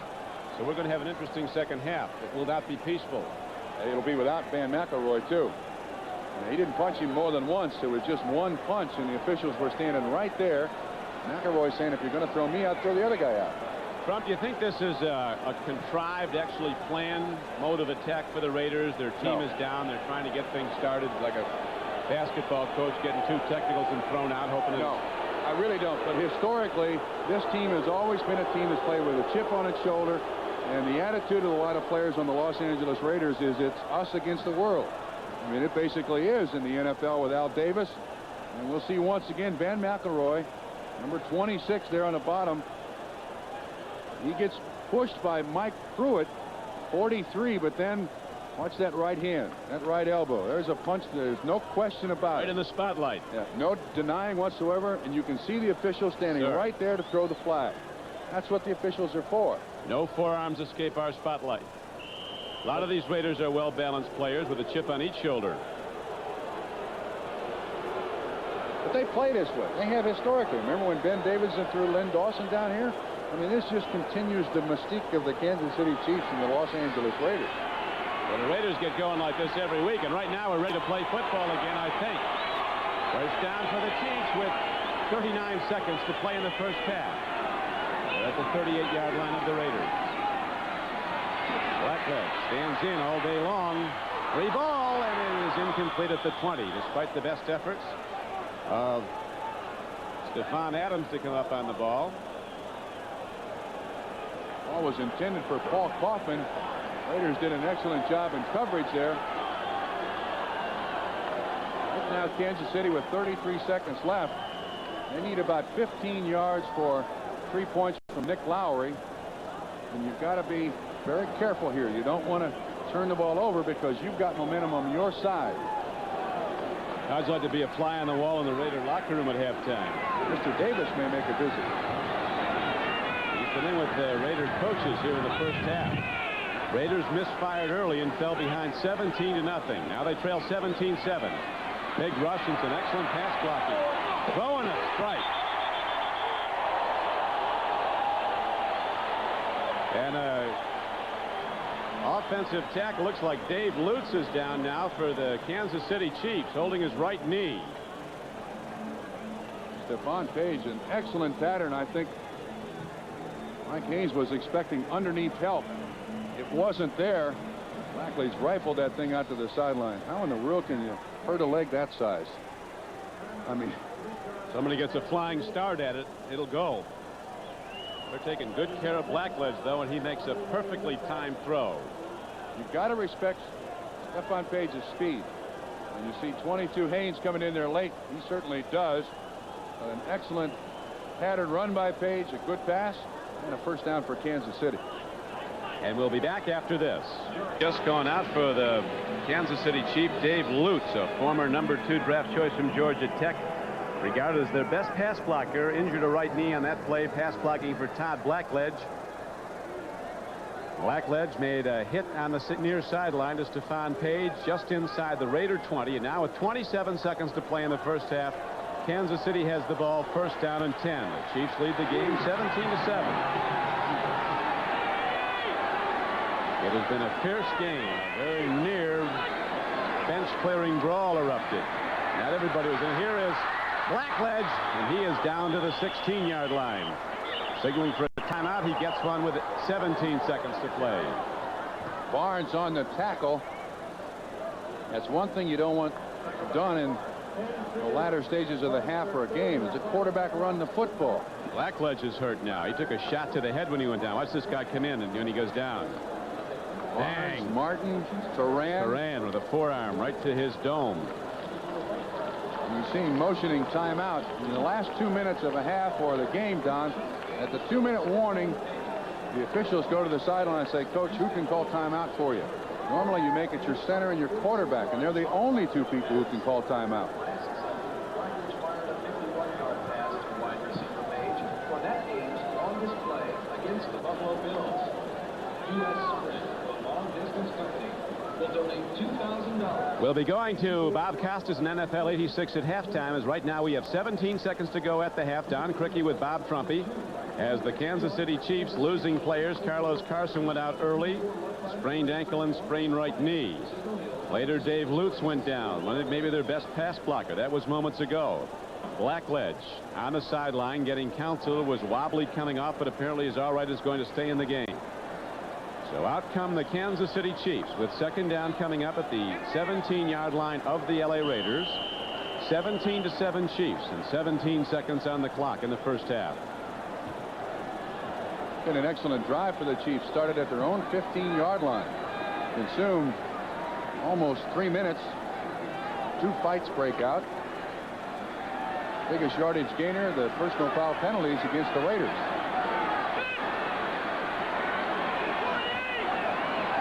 The wide receivers you see set to the top of your screen to the right. Blackledge stands in against a big rush. A lobbing pass was intercepted. Down with the ball is Stephon Adams as he runs it back now across the 20. He's out of bounds at the 26-yard line. So the Chiefs' threat is stopped. Howie Long and Blackledge exchange words after the interception. That's the first interception thrown by Blackledge in about his last 70 passes. Long with pressure all over Blackledge. Blackledge was just trying to throw that ball away, Don. But he couldn't follow through. He couldn't get anything on it. And Davis standing there in the end zone to make the interception. And Stephon Adams was making the interception, and Davis is hurt. First time Stephon Adams has ever intercepted a ball for the Raiders.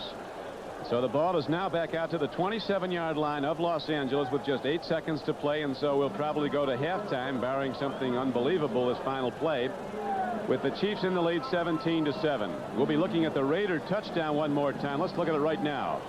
This is the touchdown that went on the board, but the referee or the official in the box said it should have been disallowed, but there was a breakdown in communications. Only 1 foot was in. You spotted that early, Trump.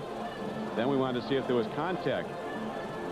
That doesn't tell too much definitively. But the other replay was perfect, and it showed that there was contact between Lewis and Dokie Williams, but the replay official determined that there wasn't enough contact to push him out of bounds. So the 7 points the Raiders have on the board, is what we're telling you, should not count. But the score is 17-7.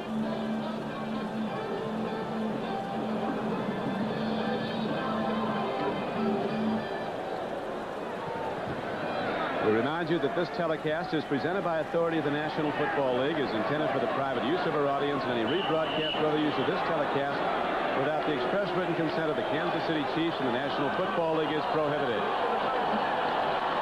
So the Raiders run out the final play, and they go to the locker room. A wild first half in which we saw police protection for Coach Flores. Looks like the Southeast Conference, doesn't it?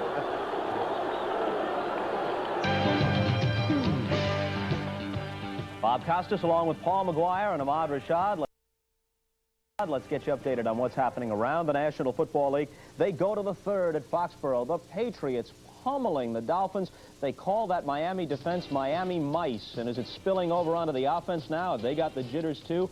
First possession for Miami. Marino's first pass attempt of the day, picked off by Ronnie Lepet. It leads to a field goal by Tony Franklin. A few moments later, Tony Eason hits Willie Scott with a 2-yard touchdown pass. It's 10-0 Pats going to the second. They don't let up. Next drive, second quarter, Craig James caps it off, takes a pitch from Tony Eason, goes in from 7 yards out. They have a 17-0 lead.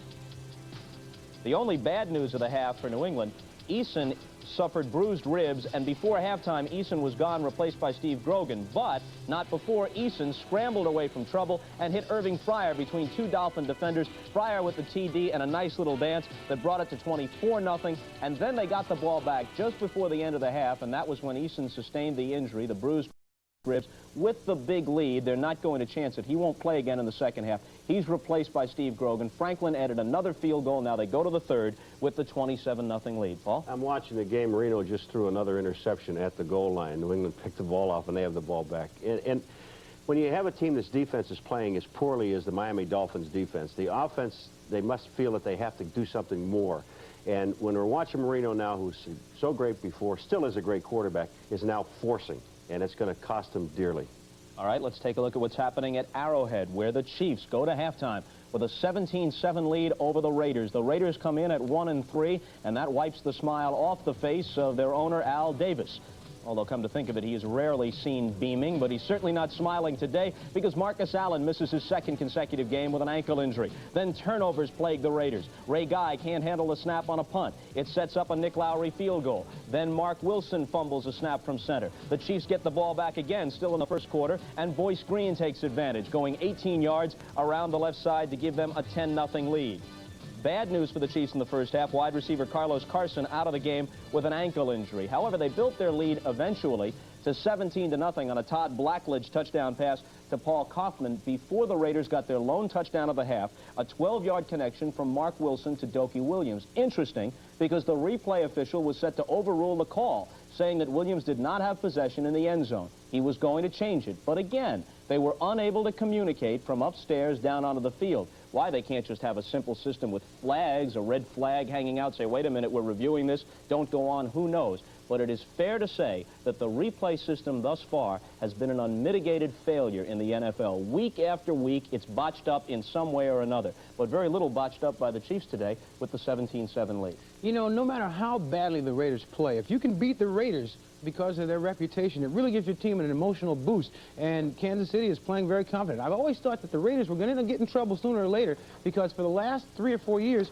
as long as they've had Marcus Allen, they've relied on Marcus to be their best runner, their best receiver, and their best blocker. All of a sudden, Marcus is hurt, and they're paying the price. They can't do anything right. But Kansas City, on the other hand, you talk about Seattle and undefeated Denver, Kansas City keeps playing like they're playing. They're going to have something to say before the season's over. All right, one other item of interest in that first half, Van McElroy, defensive back for the Raiders, ejected after a fight with offensive lineman Irv Eatman of the Chiefs. Eatman was allowed to remain in the game. The Bears at halftime at Soldier Field with the lead on the Vikings. They've gone to the third now. 10-0 is the score. Vikings had a goal line stand right at the end of the second quarter to keep it reasonably close. The Giants lead the Cardinals. The score there 6-3. They've gone to the half in St. Louis. Washington leading New Orleans in the third quarter 14-6. Morton Anderson just missed a 51-yard field goal for the Saints after kicking 2 in a row earlier. It snaps a string of 20 in a row made by Morton Anderson. Philadelphia at Atlanta, leading 10-0 at halftime. Falcons are 4-0. They lost Gerald Riggs in the first half. He's got a possible concussion. Cleveland and Pittsburgh, 17-14 Browns, third quarter. A look at some highlights. Art Modell, the Browns owner, doesn't know what to expect. After all, his team has never won at Three Rivers. They are 0-16 against the Steelers there. But they grab a 7-0 lead in the first when Bernie Kosar shows some mobility, which is not exactly his strong point, hits Webster Slaughter for a touchdown. And that brings Mr. Modell to his feet for some applause. Now, with the Steelers leading 14-10 in the second quarter, they kick off, and the Ice Cube, Gerald McNeil, takes it at the goal line and doesn't stop until he's covered 100 yards for the score. That gives Cleveland their present lead at 17-14. If you were with us on the pregame show, Ahmad Rashad's feature was about the little man in pro football. He talked with Lionel James. He talked about Gerald McNeil, who a week ago ran a punt back better than 80 yards for a score against the Lions. The encore this week, a 100-yard kickoff return for a TD at Pittsburgh. Cincinnati and Green Bay. Packers will be 0-5 after this one in all likelihood. Playing at home, they're trailing 27-7. And they go to the third quarter at the Silverdome, and Detroit has the lead over the Oilers. Both those teams 1-3, 21-13 in favor of the Lions. NFL 86 halftime activity. Bill Henry runs it back to about the 19-yard line.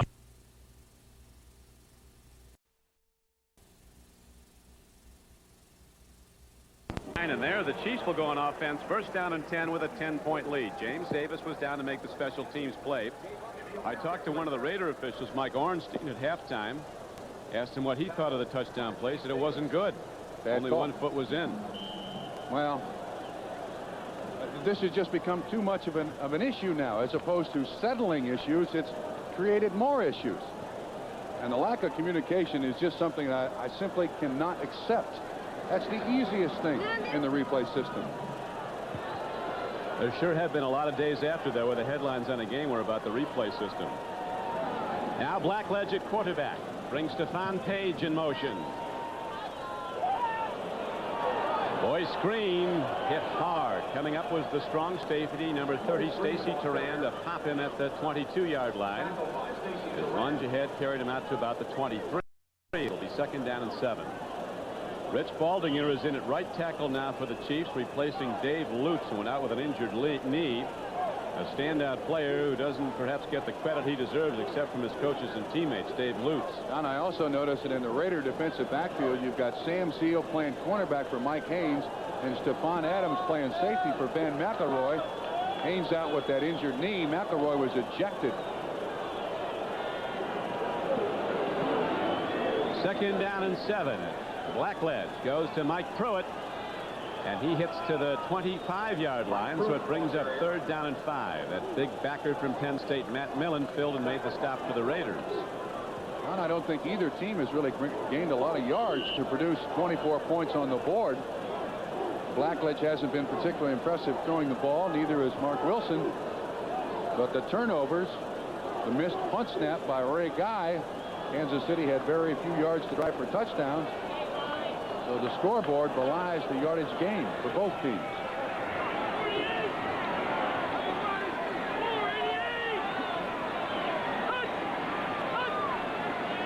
Blackledge on 3rd down. He needs 5.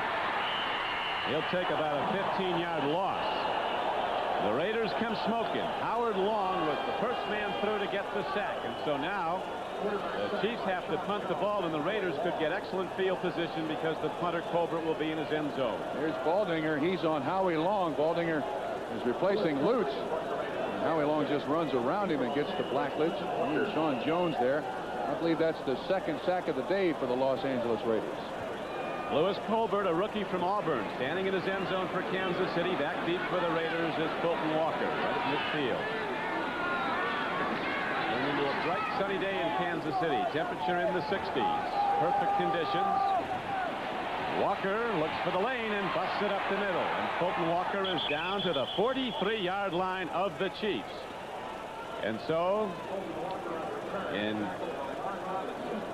12:55 to go in the 3rd quarter.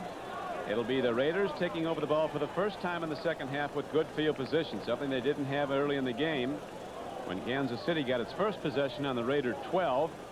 Turned that into a field goal. Short time later, after a fumbled snap, got the ball on the Raiders side again, and shortly thereafter, Boyce Green was in with a touchdown run. It was 10-0. And after that, on the touchdown throw from Blackledge to Kaufman, it turned into a 17-0 game. It appeared the Raiders were gone. They were not. They're down 17-7 now in good field position. McCallum hits the wall, and the wall doesn't give. He got 1 down to the 42. Radisek led the charge for the Chiefs on defense. And on the other side of that wall was Art Still, defensive end of the Chiefs, number 67. One of the all-time great defensive players who is a vegetarian. It is a very difficult time holding his weight, but incredible strength. Tremendous player. Art Still and his wife have 3 children, and they hope over the next years to have 10. Oh, my goodness. Either naturally or through adoption. Getting so Art, when he goes home, is afraid to ask what's new. Sideline pass to Dokie Williams. He's down to the 30-yard line. Quick throw on the flank, and Mark Wilson's on the numbers of Dokie Williams. Cofield, that young linebacker, was covering on the play best as he could. Once again, zone coverage by the Chiefs. It looked like Cofield just didn't get out there underneath Dokie Williams.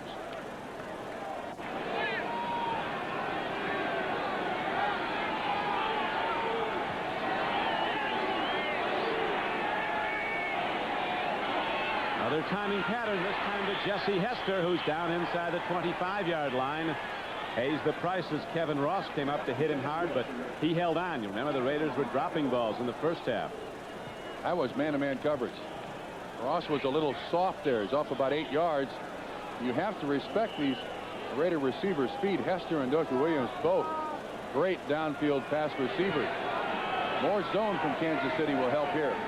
Tremendous matchup between Art Still and the veteran right tackle of the Raiders, Henry Lawrence. 2nd down and a long 3 for the Raiders. Wilson, a timing pattern inside the 15-yard line, and Dokie Williams makes the connection again. It's a first down for the Raiders if they come out in their first possession of the 2nd half, driving the ball behind the right arm of Mark Wilson. Albert Lewis, single coverage. I'm telling you, you got to give credit to the Raiders. As beat up as they are, as banged up as they are, and as much as they've struggled, this team figures out how to win. Kansas City had this ball game totally in control, and now momentum on the side of the Raiders. Napoleon McCallum up the middle and takes it down into the end zone. Standing up, touchdown Raiders. The first instant to score in the NFL. McCallum it was, up the middle for a touchdown. Nice trap play up front by the Raider offensive line. You see Lawrence set up, he passes him, and then the trap on him. Charlie Hanna, you try to get the aggressive defensive lineman that comes across and then miss tackles. McCallum, a big dude when he gets those long legs going. And the Raiders back in this ball game, Don. And the Chiefs, who appeared on their way to a blowout victory, now find themselves down up by just 3 points as the extra point is drilled through by Barr. 10:18 to play in the third quarter. And the Raiders have scored 14 unanswered points to come back. Chris Barr, who just hit the point after, now ready to kick it off for the LA Raiders, who've come back to trail now 17-14 after they were down 17-0. Jeff Smith for the Chiefs. And Kansas City will go from its 24-yard line, and from here the Chiefs would do well to move the ball and not give it back to the Raiders in field position. You'll remember the last time, the opening series on the first of the third quarter, Kansas City ended up punting from its end zone, and the Raiders subsequently took it in. Don, I think the injury to David Lutz is a key injury to this Kansas City offense. Baldinger now taking his place. The Raiders try to find mismatches for Howie Long. I would tend to think that Baldinger is going to see a lot of Howie Long in passing situations, trying to put added pressure on Blackledge.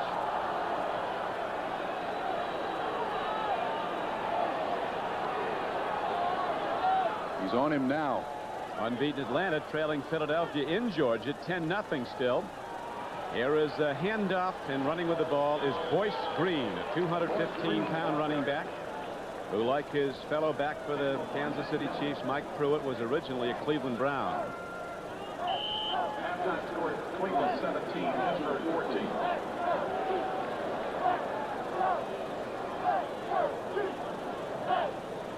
McCallum has run the ball 8 times for 42 yards. His last carry was good for the touchdown for the Raiders. As the Chiefs lead 17-0 in the second quarter, is now down to 17-14.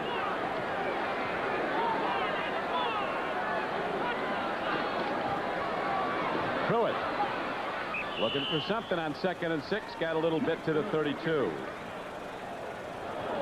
Jerry Robinson, the 8-year veteran linebacker from UCLA, made the stop for the Raiders.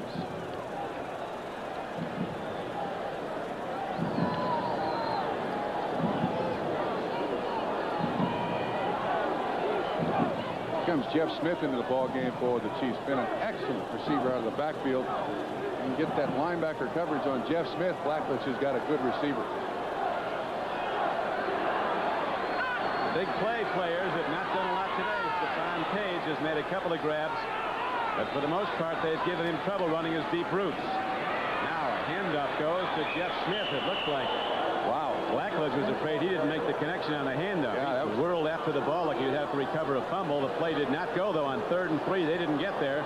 So again, the Chiefs have to punt the ball from their own end, and the Raiders in position on what's now a sunny day to get good field position. Second straight 3 downs and out for the Chiefs.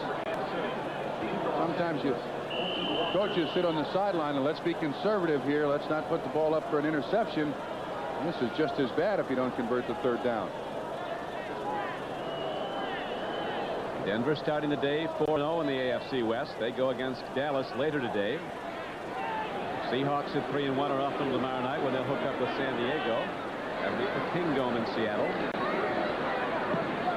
High hit downfield. Colbert drives Fulton Walker back inside his 15-yard line, and there's nothing there. Nice tackle. Well, there's a lateral. Davis has the ball, and he has trouble. So the Chiefs special teams give Kansas City its first big effort of the second half. A big play as the Raiders, when they thought they could good field position or extend, pinned in their own end, and they'll have it there 1st and 10 when we come back. With Bob Trumpy back at Arrowhead Stadium in Kansas City. After a 55-yard punt that pinned the Raiders back inside their 15-yard line, there was a penalty call, and so Kansas City has to try it again now. Man downfield early and dropping back inside his 15 again is the rookie from Auburn, Lewis Colbert. Fulton Walker standing at the Raiders 29 looking for the return. High punt, but not too deep. Walker signals for and makes the fair catch at the Raiders 38. So instead of starting at their 12, they start at their 38. Now here's a marker down after the play. That's against Kansas City, too. Looked like Aaron Pearson took a late shot on a Los Angeles Raider. So you attack 15 yards onto this. Wow. Raiders again start in the plus field position across the 50. Raiders find a way, don't they? They looked like they were gone in this game, and early in the second quarter they were down 17-0. These teams are Houdinis. I mean, you put them in handcuffs, you lock them in jail, and they get out. By all rights, they should not be in this game. They certainly are. It's not complex how they do it. Standout athletes who never quit trying. They play as hard as they can on every down. They make something happen. And this team knows how to win. You give them just a little bit, a break here and there, and the Raiders know how to take care of it.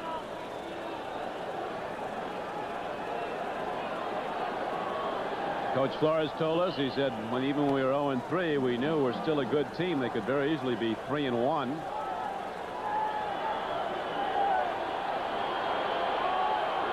They come into this game with a 1-3 record. The three teams they've lost to, as we mentioned earlier, have a combined record of 11-1 through the first 3 weeks of the season. Denver, Washington, and the Giants. Long ball to Jesse Hester, and the coverage is good by Kevin Ross. So it's incomplete. Wilson's hurt. Now while we have a moment, let's go to Bob Costas at NFL 86. Don, they've just gone to the fourth quarter in Pittsburgh.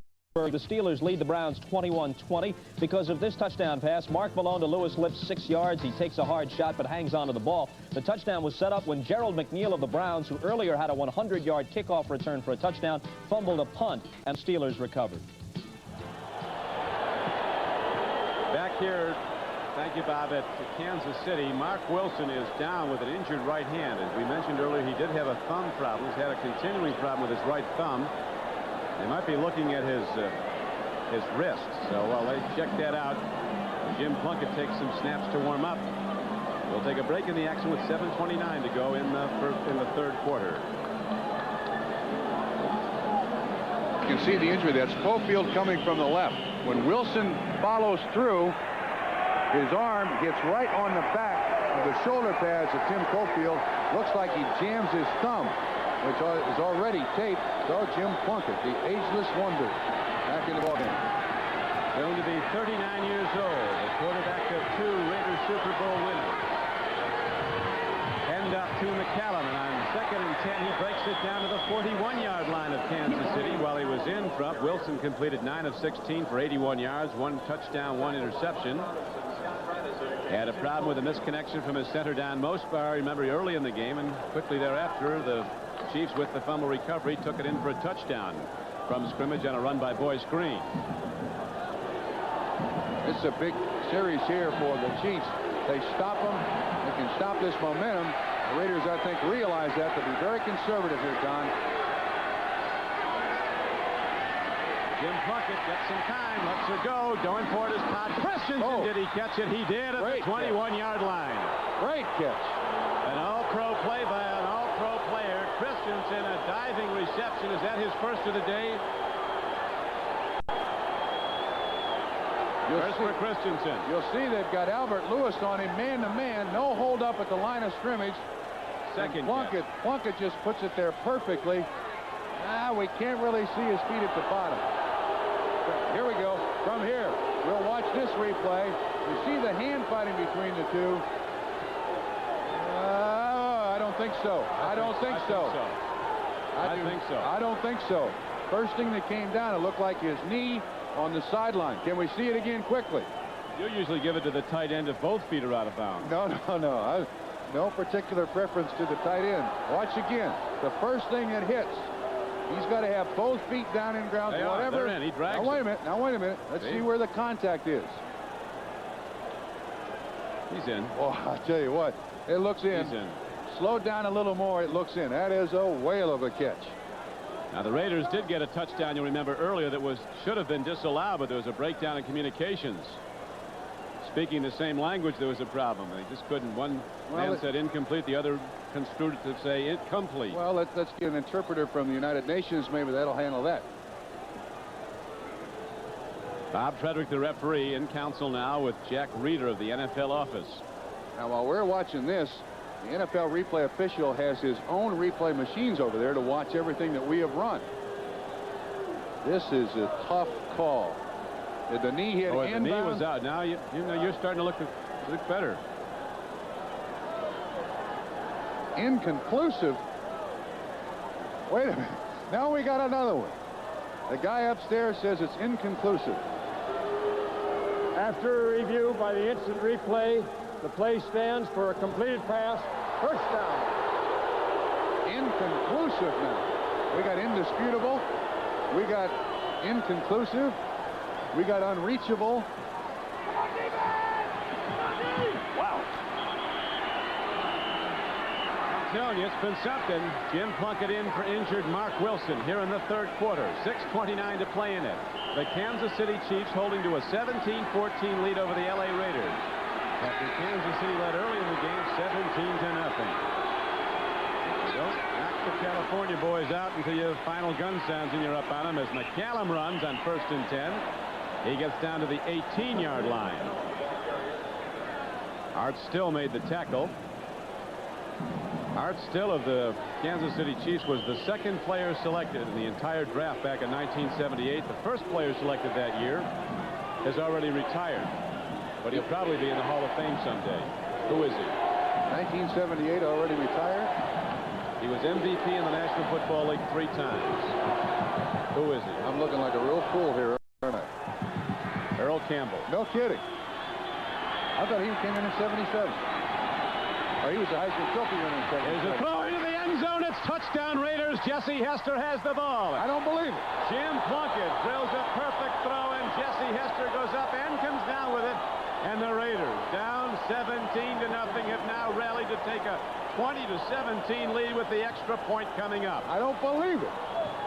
Believe it. How does this Raider team wiggle out of these spots? Pass protection first. I think Plunkett knows from the outset where he's going. Hester catches it once, catches it twice. It's in there. Cofield underneath. Kevin Ross on top. I don't believe it. These guys are amazing, Don Criqui. Get it done. Bad California boys. In here fighting, punching. We'll see it winning, but right now the extra point by Bauer is up and good, so that puts the Chiefs down by 4. It's a 21-17 game. The Raiders with 21 unanswered points, 7 of them on a mistake. Tradition of playing beat the clock and coming from behind in the final 2 minutes. Well, right now they've done it in the third quarter, down 17-7 at the outset of the second quarter, trailing 17-7. Now they're backing up by 21-17 count. 3 unanswered touchdowns. You can't give this Raider team enough credit. I mean, as Al Davis said, if we can steal another one today without our big guy, we'll be in good shape for the rest of the season, and that's what they're doing. Long way to go, though, and Kansas City needs some big plays. Here's the kickoff out of bounds, and so it'll be a penalty against the Raiders, and Chris Barr will kick off from his 30.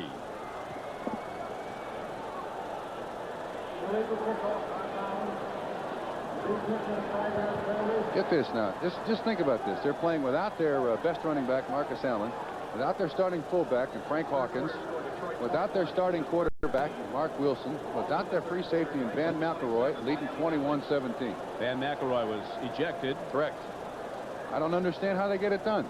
But year in and year out, week in and week out, you give them just that much room. Not enough room you can see through, but room you know is there. And boy, they leap through it. All 20, all 45 of them. Marcus Allen there, the man that Howard Long calls the toughest man I ever met. But even a severely sprained ankle, and Howard Long's best pal is the much admired Marcus Allen, can't go today. But in his absence, the Raiders might win their second game. He was out last week when they won their first against San Diego. But there is one of the Raider touchdowns by the ruling of the league official in the press box was a mistake. He said he told the official that it was incomplete. The official misconstrued him to say complete, and the touchdown went. Now Jeff Smith tries to break the crust, but he hits down at the 30-yard line.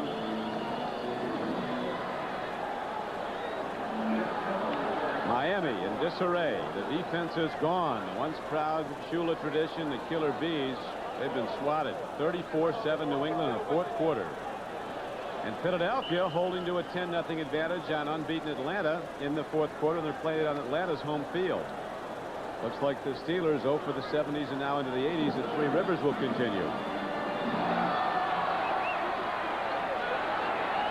Chiefs need big plays badly. Their offense hasn't been here in the third quarter. Raider defense inspired now by the comeback. Incomplete at the 43-yard line. Big Henry Marshall was the intended receiver. Mike Haynes was covering. You remember Mike went out in the second quarter with a turned ankle. At the X-rayed, he's all right. Back in and going hard. Excellent man-to-man coverage there. Bump and run all over the place. See 84 Paul Kaufman coming into the huddle. The plays are shuttled back and forth to Todd Blackledge from the sideline by tight ends. And also notice the Raiders are continuing to keep Howie Long on Rich Baldinger at offensive right tackle. That's where David Lutz was. Watch the pass rush there. Tough down now. They'll be throwing in all probability on 2nd down and 10, and the Raider pass rush ready to come hard. Blackledge from his 21. Tip ball incomplete. 3rd and 10 Chiefs. 5:20 to go, third quarter, and the Raiders have come from 17 points down to take a 21-17 lead. And a reminder, so far in the second half, the Chiefs have gone 3 downs and out twice, and facing it again here now with 3rd down and 10. Whatever they were doing in the first half, they can't get done in the second half. And now the position you don't want to be in, and that is turn that pass rush of the Raiders loose. That's exactly what's going to happen. They bring the 4th one in Greg Townsend, and they're all in their sprinter stances, heading upfield. The Chiefs started 3-1 a year ago. Just as they started 3-1 this season a year ago, they lost their next 7 games after they went 3-1 and ended up 6-10 for the year. Now Blackledge throws. There's a completion and a drop. It would not have been a first down anyway, as the hit was made at the 38-yard line of Kansas City. 3 yards short of the first down marker. So Blackledge again comes off, and the punter goes out. Now Mark Wilson is trotted back out for the Raiders. Can't see if he's got anything extra on his hand or wrist. Looks all right. See the way Plunkett threw in his 3 or 4 plays in there. I think I'd leave Jim Plunkett right in there. Raider doctor Bob Rosenfeld went off with him. They apparently had a quick X-ray, and he must be all right. Here is the hit downfield now. Colton Walker for the Raiders from his 28. Not easy money returning those punts. Colton Walker gets it back out to the 34-yard line. Aaron Pearson made the stop for Kansas City. The Chiefs defense now seems to not have the intensity, at least the confidence it had earlier. This is the craziest part of the game of football. There are bodies flying, eyes closed. That is no fun out there on those suicide squads, although they're a big part of success in the NFL. They say all those young punt returners come into the league thinking they're bulletproof. They learn quickly. Colton Walker's been doing it a long time. 6 years in West Virginia, 4 years with the Dolphins. Plunkett got his man out to the 44-yard line. They gain on the play of 6 yards where they spot the ball. Jesse Hester takes it. His last catch was for the touchdown. Kevin Ross in coverage. I have not seen Kansas City come with their 5 or 6 defensive back set since early in the second quarter. That I thought was the best defensive look that the Chiefs have had against the Raiders today. Seeing a lot of single coverage. They're trying to put pressure on the quarterback here. One thing, this AFC West is some division. You don't see a bad ball game here. Is it? You're absolutely right. 2nd down and 2. The carry is going to be very close to the first down by Steve Strahan. Last year, the AFC West teams had a combined record of 45 and 35. That was the best record in the NFL. And of course, they have to play each other. That's the hard part. An AFC Western Division team stayed home last year with 11 wins. Denver won't let us forget that. That's how they stand this The year. outset of the day. Seattle waiting on a game tomorrow night with San Diego. Believe it or not, the best record in the AFC West this year belongs to the Washington Redskins. They're 2-0 in the division. Is that right? Yeah. I didn't realize that. Beating 2 AFC Western teams. The way the scheduling goes, Denver, the LA Raiders, and the Seattle have very tough scheduling against these teams in the East. In San Diego, Kansas City gets a break because of its last place finish at 6-10. I think they played Buffalo twice. St. Louis twice. Definitely a Buffalo twice. Dropping to throw now is Jim Plunkett. First down throw. It's caught by Christensen at the 45-yard line of Kansas City. First down play, 7-yard gain. Whitney Paul here is personally assigned to Todd Christensen. Henry Lawrence is down, a big Raider tackle holding his right knee. And watch this. Look at the job that Paul does on Christensen. Christensen pushes off. That should be allowed by all tight ends. Plunkett, with great confidence in Todd Christensen, makes the catch. Todd Christensen with 25 receptions coming into today's game, 25 through the first 4, so he's on target for a 100 reception year. So far today he's caught 3 for 35. Henry Lawrence, who has been a tremendous player for the Los Angeles Raiders for 13 seasons out of Florida A&M, is down now being attended to. Bill Lewis will be going. I guess Shelby Jordan is going to go in as they have to help take Henry Lawrence off. One of the on-field leaders, both as a player and as just an elder statesman who inspires this team, going out with an injured leg. Watch the right side of the screen. You can see what happens. Lawrence, who has Bill Moss roll right up the back of his leg, twisted it. Henry Lawrence is the oldest offensive tackle in the NFL. Be sure to join us 1 week from today for exciting NFL doubleheader action. The day gets underway with NFL 86 at 12:30 Eastern Time. Join host Bob Costas along with teammates Ahmad Rashad, Paul McGuire, and Frank DeFord for all the latest news and scores from around the NFL. In the first half of the doubleheader, our key game matches the Jets against the Patriots at Foxborough. End off to Napoleon McCallum, who dives on 2nd and long 2, and he gets to the Chiefs 40, and he gets a Raider first down. McCallum has not been very pretty today running the football. And man, he gets that body heading towards the goal line. Not afraid to dive. He's done an excellent job of blocking for him. Certainly not as nifty as Marcus Allen, but he's made some key pickups on rushes today. Marcus Allen, not only the most valuable Raider, the most valuable player in the National Football League last season. Raiders leading 21-17 after they trailed 17-0. McCallum on 1st and 10.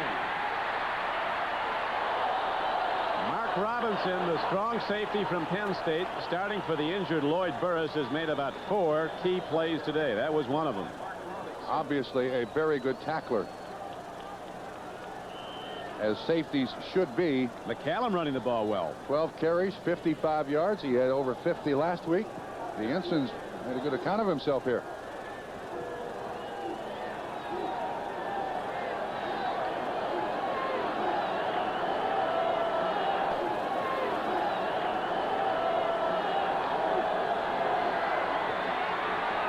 Christensen had only 1 reception when Mark Wilson was in. Plunkett's already hit him 3 times.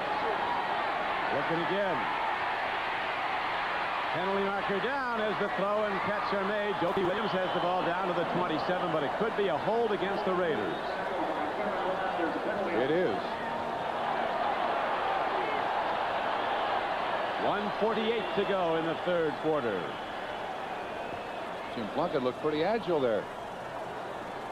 He moved around. He surprised a lot of people for a lot of years. He's another one of those guys. Offensive holding, number 79. That's on Bruce Davis. My comment on Jim Plunkett. He surprised a lot of people for a lot of years, and another one of those true competitors. I mean, gritty, down and dirty competitors.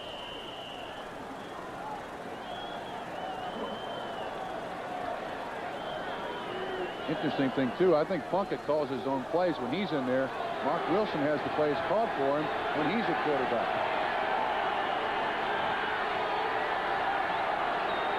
Second down and 21. Here comes McCallum. Upended by Albert Lewis, the cornerback from Grambling, playing with a thigh muscle pull. They were concerned he'd have to come out once the game was underway, but he's gone every step of the way so far. First time that the Kansas City Chiefs have slowed the Raiders down in this second half, Don. You realize that? Third down and about 20. Here's Al Davis. He's in the coach's box now. To heck with that owner's box. He's in there behind the coaches making suggestions. Coming with this, coming with that.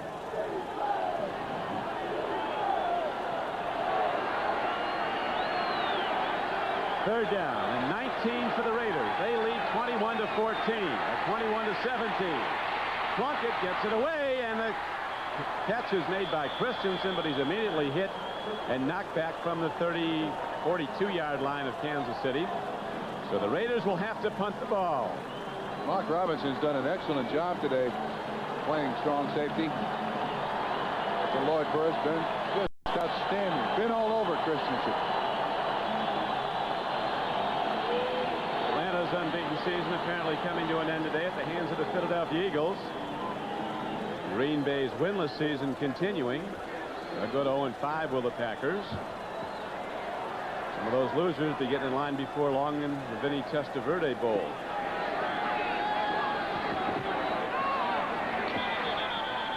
Gun sounds before the play can get off, and so at the end of 3/4 of play, it is the Raiders rallying from behind, and after trailing earlier in the game 17-0, it is now a 21-17 game. The Raiders are in the lead as we go to the fourth. Don Criqui with Bob Trumpy back at sold-out Arrowhead Stadium in Kansas City, where the Chiefs have won their last 5 home games, the longest win streak in the 15-year history of Arrowhead. They look like they'd win one of their biggest in a long time, certainly since their victory over the Raiders last year when they went up 17-0 today in the Raiders. Another bad snap. It's a good snap, but a drop ball by Guy. This time he gets it off. Right now, as the Chiefs get it back in their own end, they are down in the game 21-17, as the Raiders have scored 3 touchdowns to none for Kansas City after the Chiefs had that big early lead. Second time that's happened to Ray Guy. Ball bounced right out of his hands like they were cardboard. Still gets it off. And the Raiders, since the second quarter, have dominated this football game. They've gotten the bounces their way. Kept pressure on Blackledge. And look, Ray Guy saying, no, it's not you, Jamie Kimmel, the center 59. It's me, Ray Guy. It's my fault.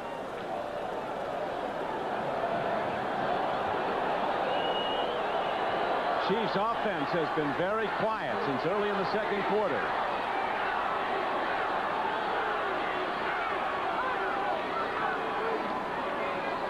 Mike Pruitt looks for room to run and find some, and Pruitt hits out across the 20 to the 21-yard line. He has a first down for the Chiefs. Stacy Turan on the tackle. Excellent job here on the backside of keeping Howie Long off the ball carrier. Baldinger and Buddy do a great job of just tying Howie Long up so he can't make the tackle. Mike Pruitt's going to break a lot of tackles. That's a great one there by Stacy Turan. First down, Kansas City.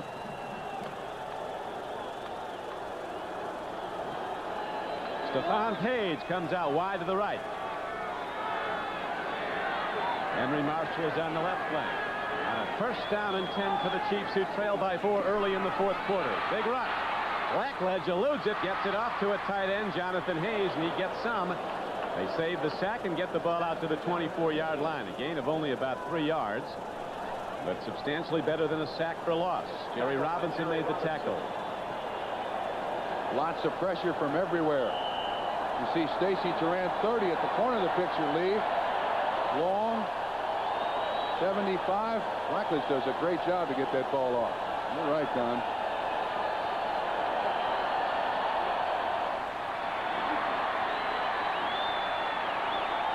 The crowd starts up with a wave now, trying to inspire the Chiefs, who've seen their lead eaten away, and the Raiders take the lead. Blackledge firing on the run. Downfield, it's too much for Walt Arnold. Stacy Turan with him step for step. He stopped. Walt Arnold stopped on the pattern. Once again, Howie Long with pressure on Blackledge. Rich Baldinger, you don't like to point fingers at somebody, but he's replacing David Lutz. And Long really gets by him in a hurry. Blackledge has to step up. It destroys the timing of the pattern, and then the tight end stopped. and then he accelerated again.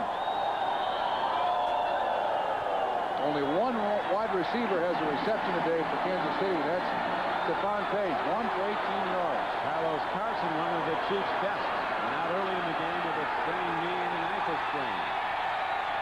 Third down, the Chiefs need 7. Here comes the rush. Blackledge gets out to the 27-yard line. Not enough, and the Chiefs will have to punt it. Bill Pickel does a great job of staying with Todd Blackledge. Good coverage by the Raiders. Nobody to throw to. Receivers didn't really help out. So this drive, the Chiefs run 4 plays and out. Since the second quarter, the Raiders have absolutely stonewalled the Chiefs offense.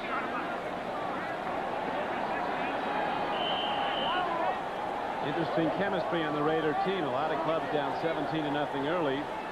Might have folded their tent. Raiders get tougher. Not these guys.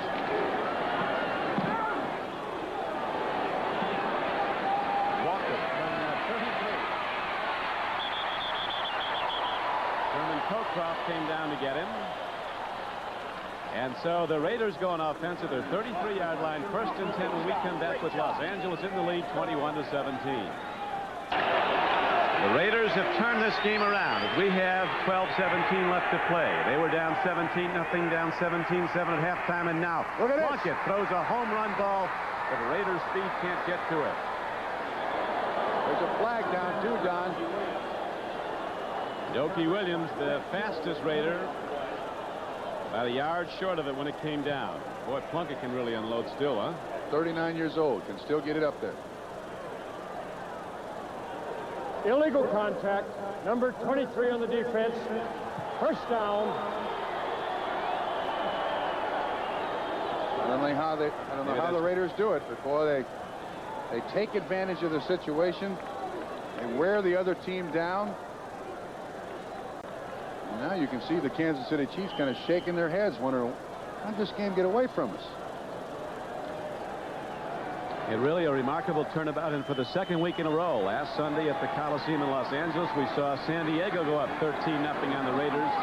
The Raiders came back to win 17-13.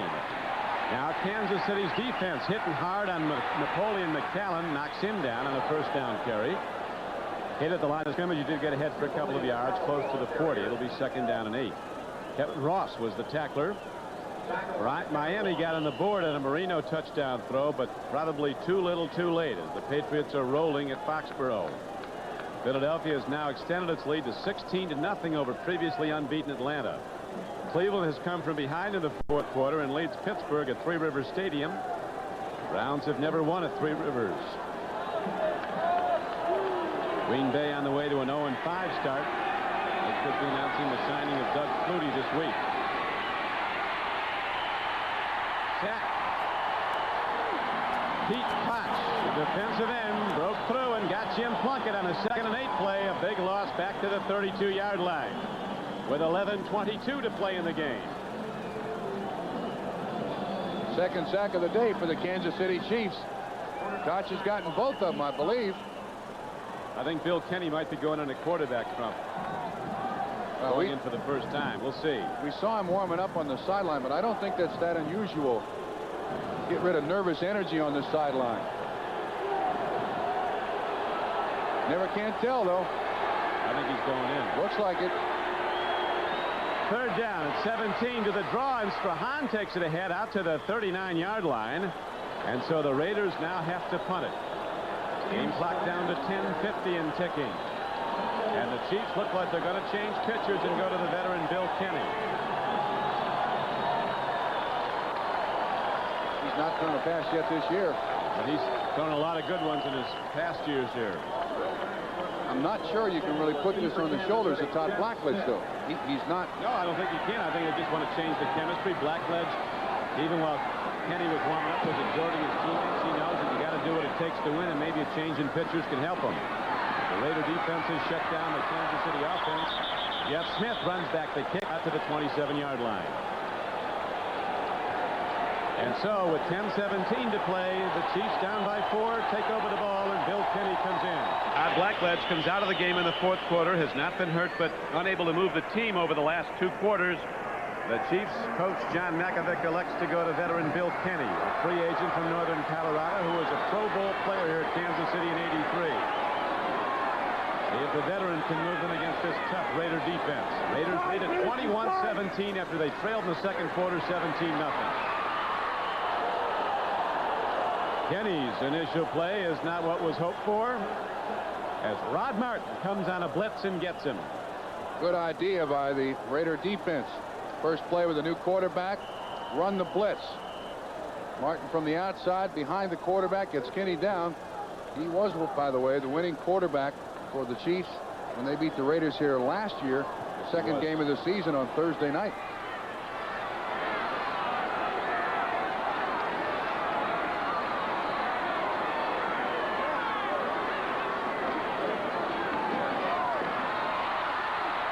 Boyce Green, who you'll remember ran for a touchdown early in the game, gets the call here, and James Davis knocks him down on the second down and about 14 play. The Chiefs get ahead for a gain of about 9 yards. That last sack by Martin, the 4th of the day by the Raiders. He now has 2. The thing that they talked so much about this week in Kansas City was Todd Blackledge's ability against Buffalo last week to bring the Chiefs from behind to win. Stays in the hands of Bill Kenny. Raiders with a tremendous come-from-behind effort now. Dig in on defense as Kenny will be throwing on 3rd down and 5 with 9 minutes and 10 seconds to play. Sidearm throw won't get there, but a penalty marker might get the Chiefs anyway, as there's 1 down in the backfield. 77 in the red. 77 offensive holding. Rich Baldinger, who went in for injured Dave Lutz, appears to be the guilty party for the Chiefs. He had Howie Long on him. Watch the man. That's Long on Addicks. It's Greg Townsend, number 93. That's on Rich Baldinger. Both there. The receiver had not picked up enough for the first down, but the Raiders are going to take the penalty here. Offensive holding, number 77. Give the Chiefs another crack at it. Albeit a long one. I think I'd go. I think I'd make it 4th down for them. Yep, they would have had a punt. Yep. 9:04 to play. Clock running down to 9 minutes. 21-17. Raiders in the lead. One of the Raider touchdowns should have been disallowed, according to the official in the press box, but there was a breakdown in communication. It was the first Raider score. Pass from Mark Wilson to Dopey Williams. And he takes a look. Fires down the middle. He's got a man open, and the ball is lost. Emil Harry, the first-year player from Stanford, was wide open, right where he had to be for the first down, but he couldn't hold on. It looked like that ball was tipped by Jeff Barnes, 56. Just changed the trajectory of the pass ever so slightly. Good pass protection that time by the Chiefs. The receiver open. Watch Barnes. He goes out of the picture, top right. Let's see if we can see if he tips this ball. No, he does not touch it. Going just a little bit behind Harry, but I think you make that catch. Good punt downfield by Colbert. Rising Colton Walker back to his 27. And so the Raiders get the ball at their 36-yard line. First down and 10. Los Angeles in the lead, 21-17 when we come back to Arrowhead Stadium in Kansas City. Raiders continue to lead by 4 early in the game. The Chiefs dominated on offense, defense, and special teams. Now it's gone completely the other way. What's happened to them? I don't know. I think that touchdown that shouldn't have been allowed took a lot out of the Kansas City Chiefs, but that really doesn't account for the poor play that they've had from about the second quarter on. They were so fired up about this game where the Chiefs, Rick Donnelly, their new center, said when he first came here for a mini camp last spring, he said the players were talking about getting ready for the Raiders. That's how big the Raiders are in everybody's schedule. Well, but unfortunately, see, the game is 4 quarters, not a quarter and a half. And the Chiefs played a quarter and a half. The Raiders have played a quarter and a half, and now it's up to the final 8 minutes of the fourth quarter to determine the winner. The Chiefs have still got a chance, too.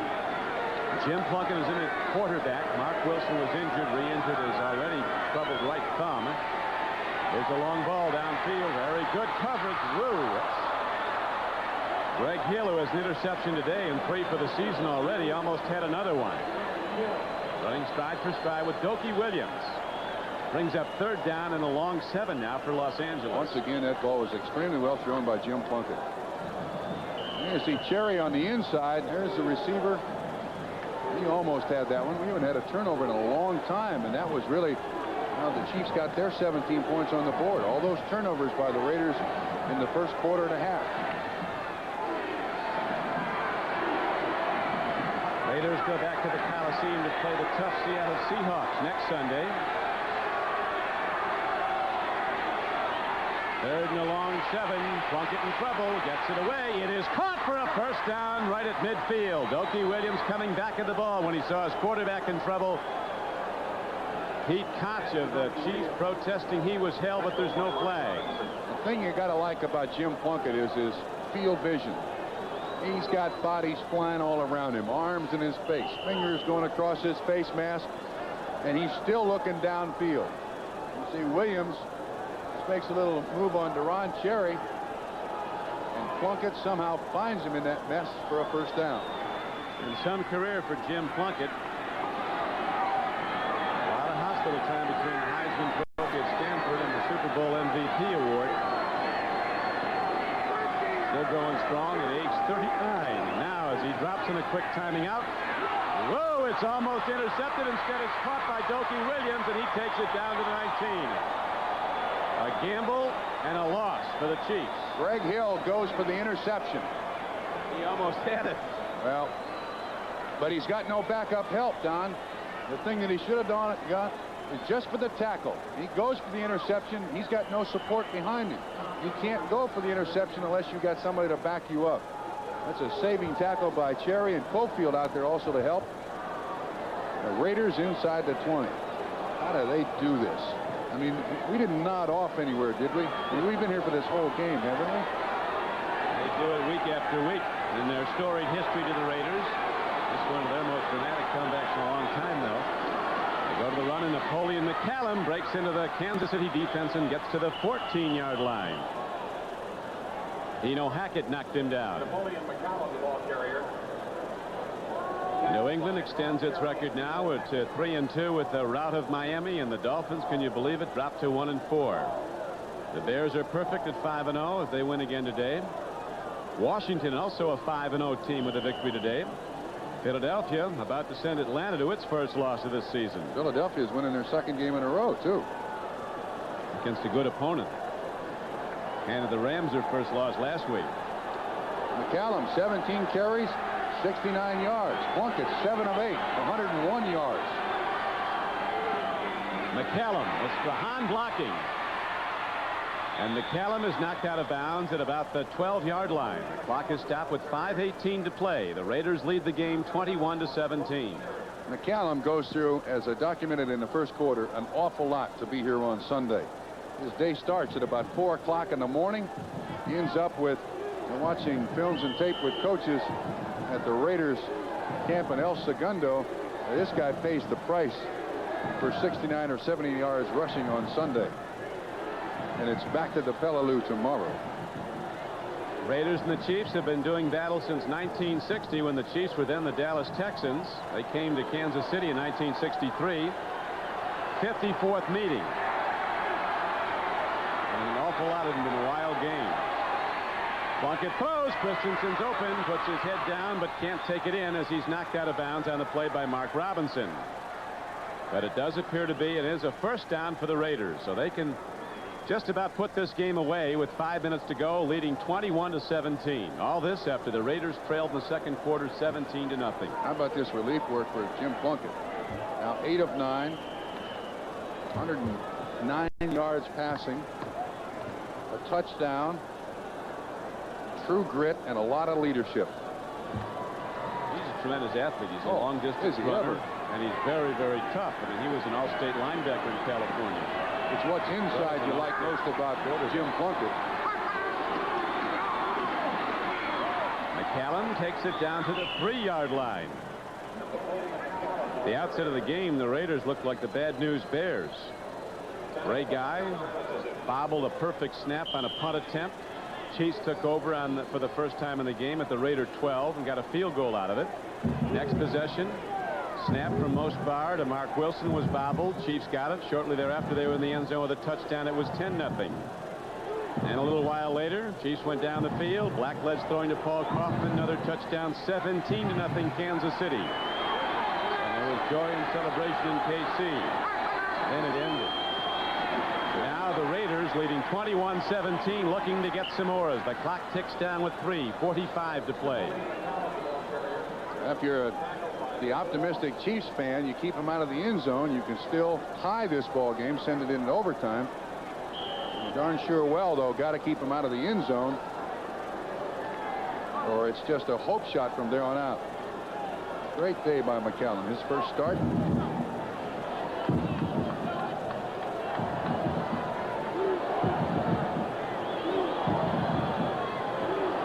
Enthusiasm's really gone out of the crowd too. This was the first game sold out in Kansas City early enough for local television to be on, local coverage of the game. That, of course, the 72-hour rule in 7 years. Last time was 1979. Did you see Jim Plunkett there? He just stood next to the official, watched the 30-second clock until it ticked down to 1, and took a timeout. Now, see, that's things that a veteran quarterback will do for you. Realizing there's only 3 minutes left, knew he was going to take a timeout. Some young kids turn around and say, give me a timeout, I'm going to the sideline. Plunkett uses 25 seconds first. Doubleheader day. The Jets go against the New England Patriots. Next Sunday, Buffalo's at Miami. Kansas City goes to Cleveland, when right now the Browns are holding on to a 3-point lead at Pittsburgh. And then the doubleheader games. Denver's at San Diego, and Seattle goes against the LA Raiders at Los Angeles. It's all next Sunday, preceded by NFL 86. There's the defensive coordinator of the Kansas City Chiefs, Walt Corey, the man there in the glasses with the headset. John Malkovich in the red sweater right behind him. This is one that got away, or was taken away by the Raiders. Well, it's going to be a tough one now for this young Kansas City team to come back from, because we mentioned earlier, a season ago they started out 3-1 and were rolling. But then the bad times came. They lost 7 games in a row and ended up with a 6-10 record for the season.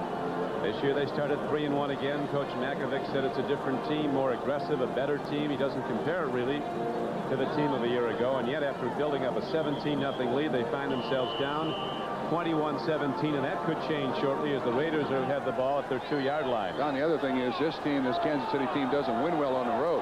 That win last week against Buffalo, first they've had in a long time. Next week, 8 straight road games prior to that. And next week they go to Cleveland on the road. 3rd down and goal. Plunkett looks. Up in there. Incomplete. He tried to get McCallum. It'll be a chip shot field goal, though, for Chris Barr. If he makes it, it'll be a 7-point lead for the Raiders. It could conceivably go to overtime if the Chiefs can mount a drive with 2:57 to play. Let's watch that last one again. Here's Christensen. Looks like he's delaying to try to get out. Again, when they pick up the number, he is absolutely tackled to the ground. Lewis Cooper just put a 2-point fall on him there, and Christensen's complaining.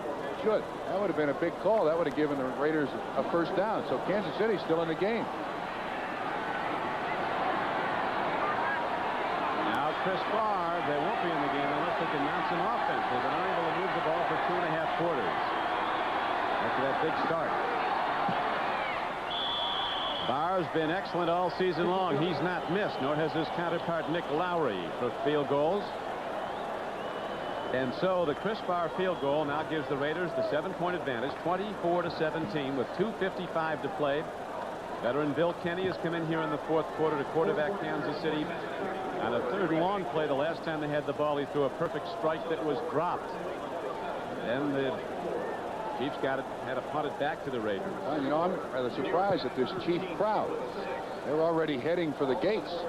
And the team's only down 7 points. Realize in the last. Most of them are still here, though. Well, but the aisles are filling with people here heading to try to beat the traffic when we could have overtime. Bears unload again today. Cleveland has finally won at Pittsburgh. Wow. And Washington goes to 5-0. And Detroit beat Houston after Houston's opening day victory. They've come up with nothing.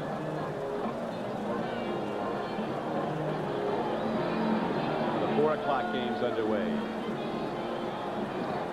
Now, a most important drive for the Kansas City Chiefs. Jim Plunkett, his job well done, replacing the injured Mark Wilson. He has led the Raiders. Now, Bill Kenny in for Todd Blackledge will have to direct the Kansas City offense again. The Raiders up by 7, 24-17, after trailing early in the second quarter, 17-0.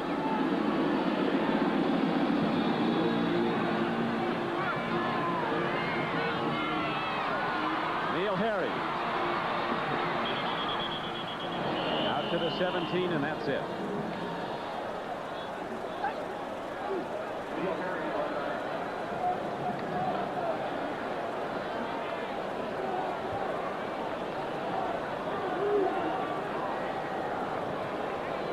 Bill Kenny in now to start the drive again if he can, with 2:45 left to play. 8-year veteran from Northern Colorado. He's been with a few teams before he came here as a free agent. Raiders coming with 5 defensive backs, 2 linebackers, 4-man rush.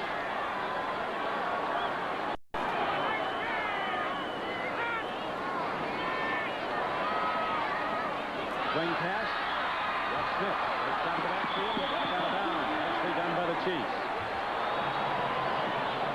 He is out to about the 27-yard line. First down play, good for almost 9. Jerry Robinson ran him out.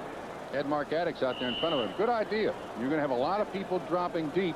If you can get a running back out there in the flat with an offensive lineman in front of him, one block and you might spring him for 12 or 15 yards.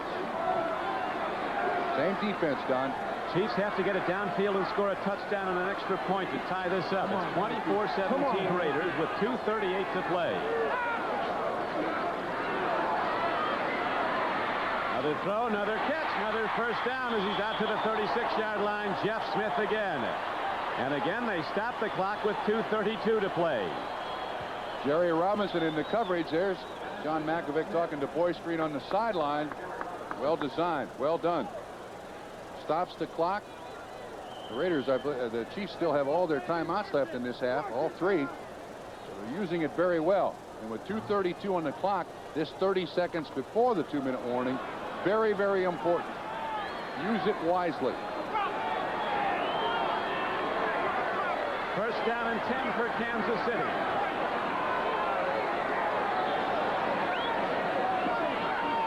Big rush. More good pass blocking as Kenny steps in. Slides to a halt as he's out to the 38-yard line. Got ahead for only a yard. And the clock ticks. Go to the line of scrimmage. Hurry up. Come on, come on, come on. Down, as you see, to 2:12 and running.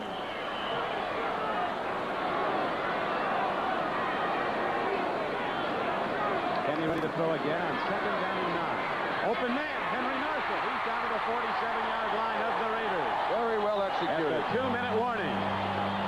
So the Chiefs cross midfield on the perfect throw from Bill Kenny to Henry Marshall. It's first down, Kansas City. We'll be back with the Chiefs down by 7 after this. Kansas City's Arrowhead Stadium. John Makovic, the young head coach of the Chiefs in his 4th year. We've seen his team with a 17-0 lead now turned into a 24-17 deficit. Another dramatic comeback by the Los Angeles Raiders, who've made a business out of those. Now with the veteran quarterback in for Ty Blackledge, Bill Kenny directing the offense. Kansas City has been moving on this drive, and they have it down to the 46-yard line of the Raiders. First and 10 with 1:58 to play in the game. Raiders staying with the same defense, a 4-man front. You got Townsend, Piquel, Long, and Sean Jones, 2 linebackers, Jerry Robinson and Barnes, and 5 defensive backs. And the Chiefs have been able to drive the ball from their own 18-yard line out to the 46 of the Raiders against this defense. They got to feel pretty good about it. Get it to Jeff Smith again. He's been open. He's done an excellent job. Is he in there? No, Boy Screen is. Oh, Jeff Smith in there. 2 starters are out of the Raiders secondary. Dan McElroy was thrown out in the first half.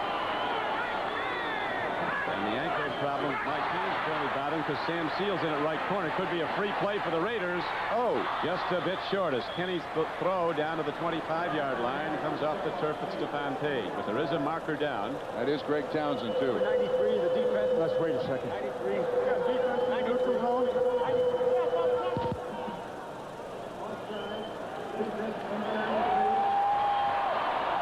Fredericks, when he wants to speak, is turning his mic off, and when he doesn't want us to hear, he's got his mic on. Well, it'll bring down 1st and 5. Clock stops. 1:53 left.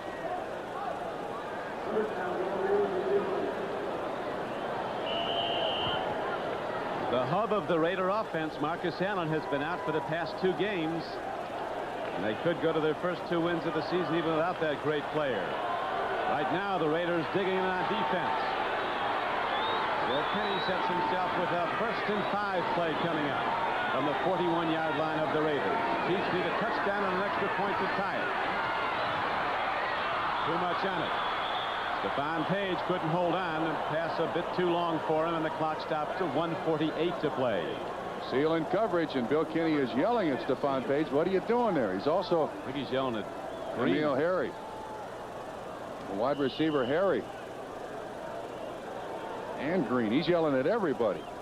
Come on, run the pattern right. So it is now 2nd down and 5 for the Chiefs. Arrowhead Stadium sold out on this Alumni Day when all those great Chiefs from the Super Bowl championship team came back. The emotion left the crowd when the Raiders mounted that 21-point comeback. Extended it to a 24-point comeback. Now hold a 24-17 lead. Blitzing. Long ball. Man is open, but too high for big Henry Marshall. Sam Sia with him, stride for stride in the coverage, and now a very important down comes up. 3rd down and 5 for the Chiefs at the 41-yard line of the Raiders. Raiders picked a very opportune time to come with the blitz. Kenny had no choice but just to try to get it to the outside receiver. 2-down area. You can't just figure it on 3rd down. They'll go back to punt. Watch. There's nobody back there. Single coverage everywhere. Kenny just tries to throw it over Sam Seal. I thought Henry Marshall jumped a little too early. That's 3rd down and 5. Again, the shotgun set with 2 wide receivers up to the right. The Kansas City quarterbacks have been sacked 5 times in this game. Incomplete. Not close to a reception. Raiders had everybody covered, including Jeff Barnes on running back Jeff Smith out of the backfield, and so now it comes down to this play. 4th and 5 for the Kansas City Chiefs. With 1:39 to play, they don't get the first down. They turn over the ball, and the Raiders with a 7-point lead will be in position to run out the clock. Now, even though the clock stops, Bill Kenny's taking a timeout. He wants to go to the sideline, let his coaches think about this, let his players collect their thoughts, and come back with a 5-yard 4th down conversion here. We'll be back for the conclusion at Kansas City right after this. Back at Arrowhead. 4th down for Kansas City. Chiefs trail by 7. They have to hit this play. They need 5. They get it. Oh, they lose the ball. Jeff Smith has it stripped from at the 35. Stacy Turan comes from behind and strips the ball. The throw was right there, but the defense was better. And so the Raiders take over the ball, leading 24-17 with 1:34 to play. I think if Jeff Smith steps back into this football, they make the completion. He runs it right between Barnes, 56, middle of the screen, and Stacy Turan. If he steps back, although that's asking a lot, that's just great defense by the Raiders. How have they done this done? The Raiders, 2 weeks in a row, have escaped stolen victories from defeat. Amazing. Part of their history. Nobody plays beat the clock like the Raiders. What's that line? Just win, baby. Didn't look like they were going to early in the game as they were misfiring and falling behind farther and farther. They were down 17-0, the Raiders. And now the game clock ticks down to 1:23 and running. The Chiefs came out with a very inspired, emotional effort, hitting and popping on all sides. And then the air came out as the Raiders came back. One play that will be most controversial, and it could be headlines, was the first Raider touchdown today. And here it is. Could be. Wilson drops to throw. You'll see Doki Williams run an out pattern in the corner of the end zone. Albert Lewis is with him, and the ball is caught, but the other foot is out. One foot was in, one foot was out. Now, in the press box, it was reviewed a number of times by the NFL officials here, and we were then informed while the touchdown stood that There was a miscommunication with the field that they called down and said it was incomplete. The official on the field construed it to be complete. Raider touchdown went, and the Raiders, with a 7-point margin right now, set to run out the clock if they can with 1:22 to play and get their second win in a row after 3 straight losses. That certainly was a bit of controversy that will make headlines, but I repeat, there's an account for Kansas City just simply going to sleep for the next quarter and a half. They had their chances in the second half, did not make good on any of them.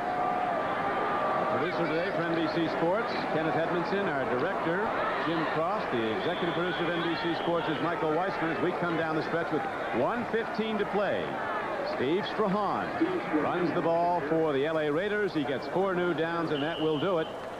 The California boys will go home a winner again. The thing about the Raiders, too, this is an incredible second-half team. In the last 3 seasons, the Raiders, who have made the playoffs all 3 years, are 16-6 in the months of November and December. Kansas City, 8-14. There's Van McElroy watching the rest of the game from the sideline. He was kicked out. And the Raiders, against all odds today, without Marcus Allen again, come up with their 2nd straight win. 33 seconds and counting. The tick down counting as the Kansas City Chiefs. Okay, they won't have to run a play. Look like they're on their way to a most dramatic victory against these much-hated rivals, but instead, Tom Flores, who got a Super Bowl ring as a Kansas City Chief, he was the backup to Len Dawson when they won their Super Bowl, comes off the field. Still a little hitch in the get-along of Marcus Allen, and all the Raiders run off the field as Makovic and Flores meet at midfield. And with police protection, Coach Flores goes off the field. He didn't do anything but correct the team that won, but there was some untoward moments there during the game when people started swinging. And this is how the mystique is built. This is how the Raider attitude is what it's based on. It just absolutely, they never say die on this football team. And there has been, before the football game without Marcus Allen, and with the injuries, and with the turnovers in the first quarter, by all rights, this game should have been over a long time ago, and Kansas City writing up a W. And the Raiders, once again, do a job on an AFC Western Division opponent. So the Raiders are right back in it now with a 2-3 record. The Seattle Seahawks watching this game, getting set to tee it up against the San Diego Chargers tomorrow night.